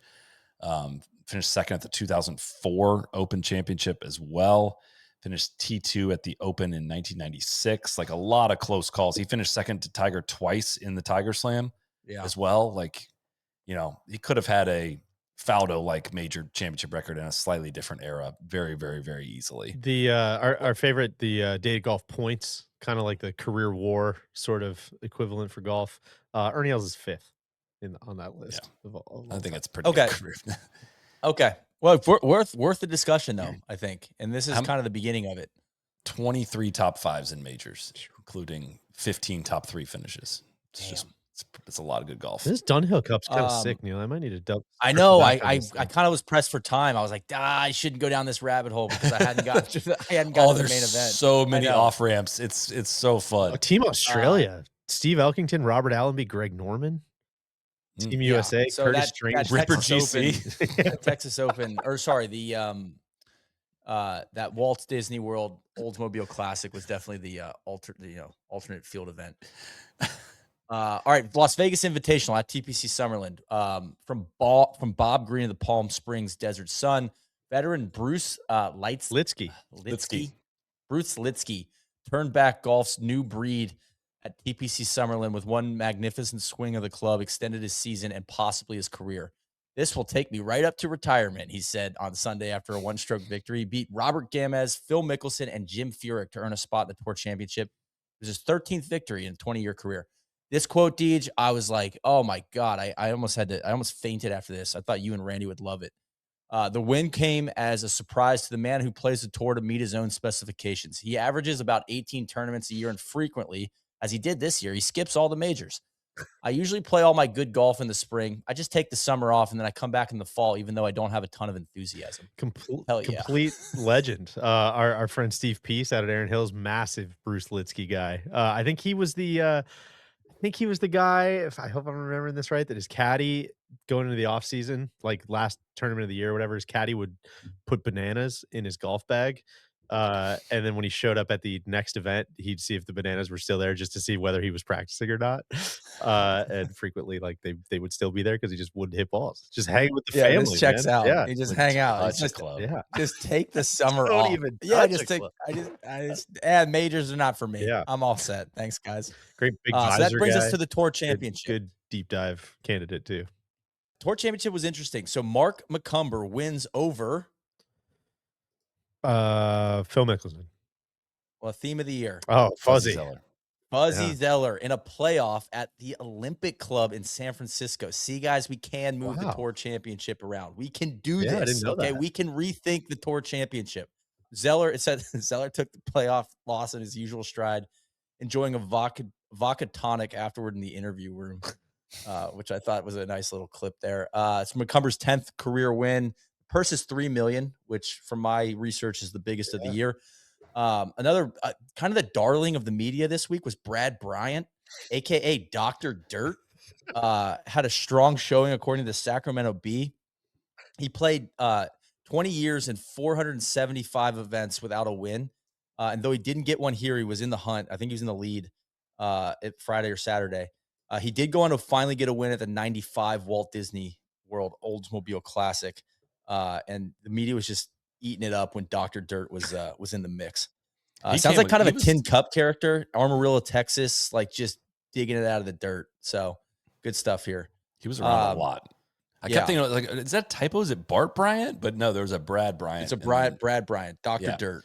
Well, later there's a Bart Bryant that wins the Memorial like out of nowhere in the 2000s. But yeah. All right, so another highlight, Greg Norman had a hole-in-one. Quote, Greg Norman's final round challenge never materialized, but the Shark made a bunch of new friends this week. He invited everyone who witnessed his hole-in-one on Saturday to drinks, and the bar bill was $18,513.60. No wonder he had to start a new tour. Yeah, he also wore a skeleton Halloween mask as he walked up the 18th and attempted his birdie putt with it on. It doesn't say if he made the birdie putt. I'm assuming he didn't. Okay, so I'll skip over. Let's get to the kind of the most significant event. Well, first, world events, of course, we have to hit those. DJ, Republican Revolution. The GOP won control of both the U.S. House of Representatives and the Senate the first time in 40 years. Your boy Newt Gingrich is the architect of this. Sure. And the contract with America is signed. Yeah. Tough one here for you as well. Your guy up in Wisconsin, Jeffrey Dahmer, dies. He's killed in prison. Tupac gets shot and allegedly killed November 30th, but albums continue to come out. Conflicting that happened in information Vegas. out there. Shout out to Mark Cuban, the first internet radio on November 7th.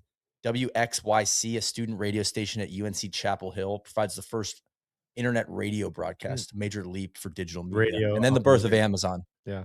So the domain Amazon.com was officially registered, but the business isn't started until the following summer. Okay, Shark Shootout. This is where it all goes down, Soly. Help me. I believe I have the kind of overview here right, but the World Tour was formally announced at Sherwood Country Club during Greg Norman's hosted Shark Shootout. In advance of the Shark Shootout, Greg Norman called a closed-door players meeting Wednesday during the Shark Shootout. The details: $25 million series of 8 tournaments would feature fields limited to the top 30 players in the world, plus 10 sponsor selections. Each purse would be $3 million, which was the size of the Tour Championship purse. And the winner would get $800K.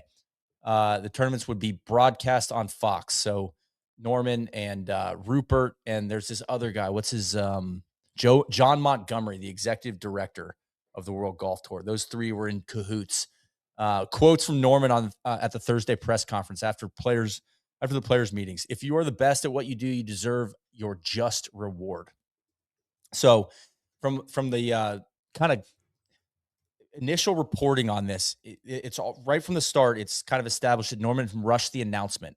And according to the Ventura County Star, there was speculation that the announcement by Norman and New World Golf Tour executive John Montgomery was made hastily because of competition between parties wanting to be the first to launch a World Golf Tour. So it sounds like maybe a Premier Golf Bit of League an situation. Andy Deej. Gardner situation. People sniffing around on this idea. So Norman wants to get it out the door quick. This rush secretive meeting made players feel like the announcement and the tour was forced upon them. Some good quotes in here surrounding the announcement from players at the Shark Shootout. Brad Faxon, who's on the policy board at the time, quote, "No way our guys are going out there to play that tour without the sanctioning of our tour. I don't know why they're being so secretive. It sounds like greed. It sounds like a quick financial ploy to make a buck for a private guy." I believe that being Mr. Rupert Murdoch. Sounds familiar to what we heard, 2, 3, 4 years ago. Yeah, Back because to they're it making again. so much money for Yasser. That's what they're doing. Or no, here's one from Fred Couples. "Greg sees the World Tour as an idea 30 years overdue. The rest of us don't quite see it that way. Our tour is the PGA Tour." And then here's another one from Faxon. "At the meeting, guys were saying that this has to be done through the sanctioning bodies of the tours or it's not going to work. That's what Arnold Palmer said. Now, when Arnold Palmer talks, people listen. I sure do. I don't know if Greg does." Funny enough, Faxon and Couples went on to win the Shark Shootout. So then back to our guy, Larry Bohannon, our hitter for the Desert Sun. The New World Golf Tour, the quote or the headline of this article, "New World Golf Tour is no laughing matter for the PGA." Quote, "It's a good thing the PGA Tour Commissioner Tim Fincham is a lawyer. Between the ongoing FTC investigation and the new threat of Fox Network's World Golf Tour, Fincham and the PGA Tour look like they will be spending plenty of time exploring the American justice system over the next year or so. The new tour is a serious problem for the existing tour, not just in its threat to pull away the PGA Tour's best players, but also in how the PGA Tour's response will be judged by the FTC regarding restraint of trade. The FTC wants to know why a tour member must play 15 events to keep their membership or be limited to no more than 8 events as a non-member. Many international players would like to know that too." So, like reading this, it sounds like, again, it becomes an us versus them. The U.S. guys are kind of like, "I'm good, man. Like, this is why are you surprising me with this?"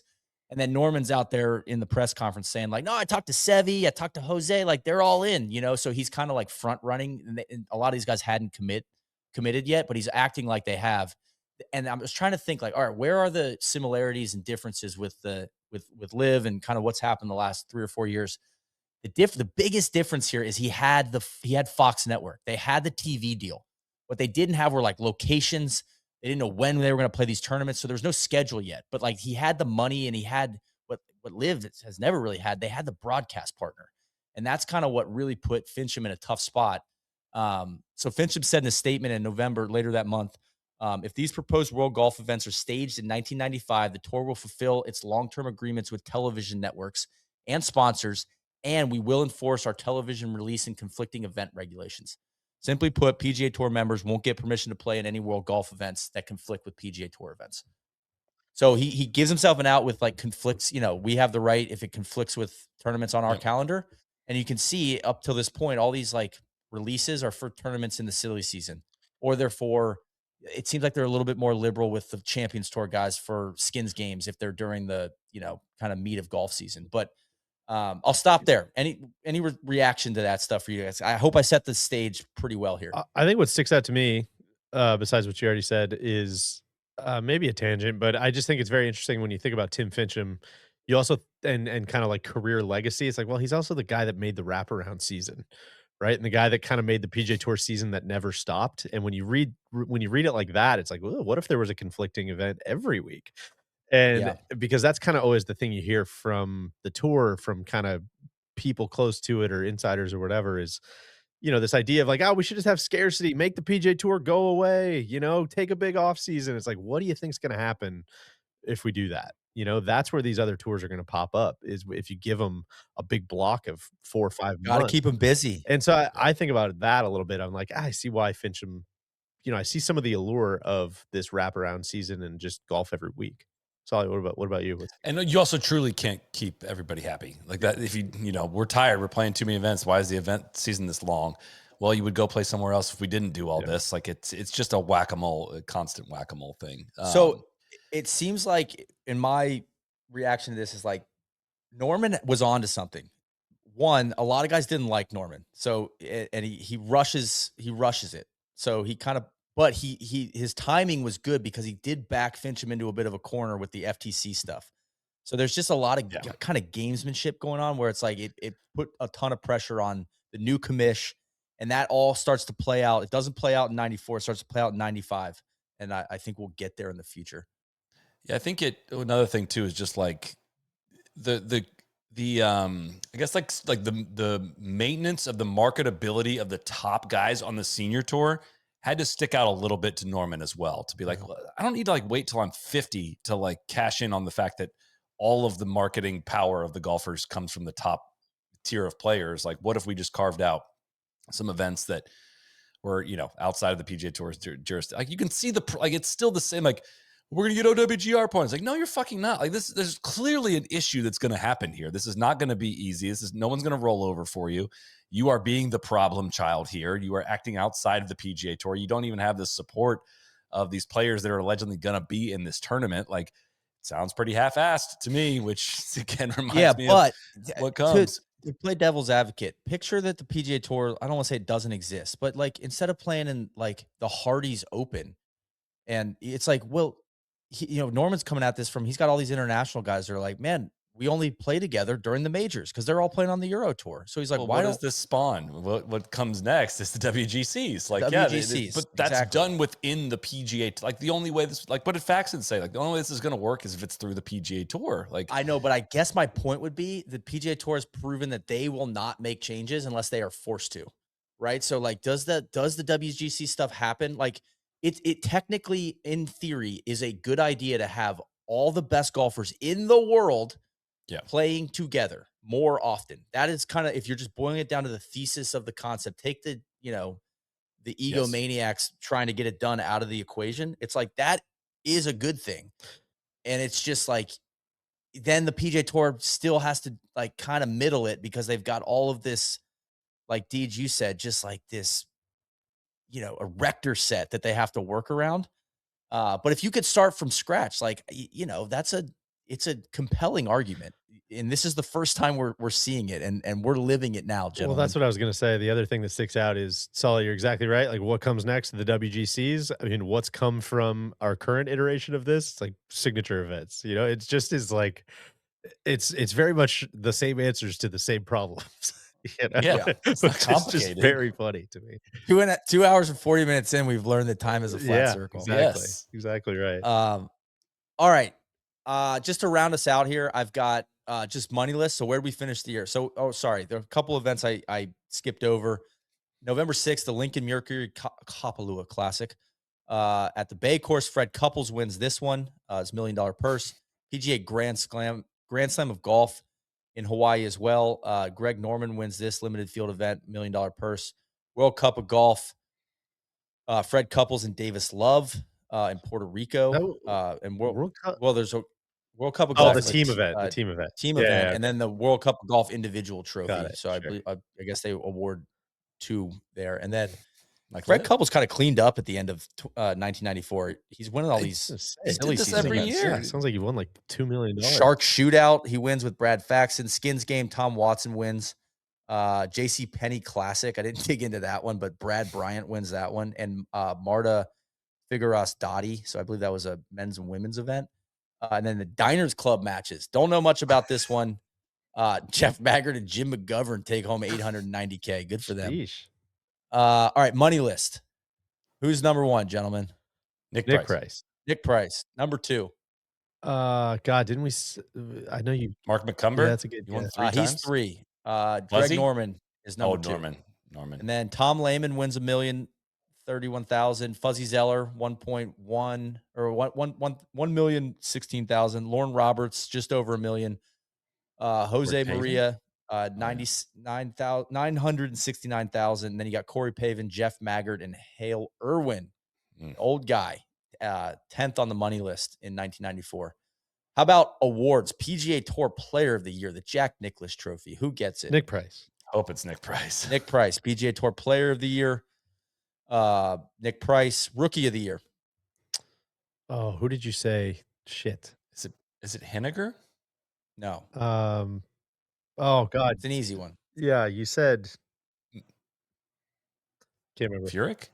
No, it's Ernie Els. That's yes. Okay. Oh, so think about that. You got Yeah. 24-year-old Phil Mickelson, 24-year-old Furyk, and I don't think Ernie might have been. I guess he's 25. 25 was in my notes. So the next generation's coming, but they're not here yet. Is I kind think of 94 was a good year to pick. Yeah. I really don't think 93 would have brought us any more drama than 94 brought us. Scoring leader, it's Greg Norman. It's the Byron Nelson Award. Scoring leader for the PGA Varden Trophy is Greg Norman, and comeback player of the year, Fred Couples. No, this kind of blew me away. Hazinger? Like, oh, we haven't heard. We haven't said his name once. Alimony. Really? Al Sutton. Alimony, yeah. Sure. So He was in a playoff. I said his name in a playoff earlier. That was about it. But yeah. And he shows up in the Canadian Open, but he wasn't like he was pressing Nick Price down the stretch. So that's all I got. Man, it's fantastic stuff.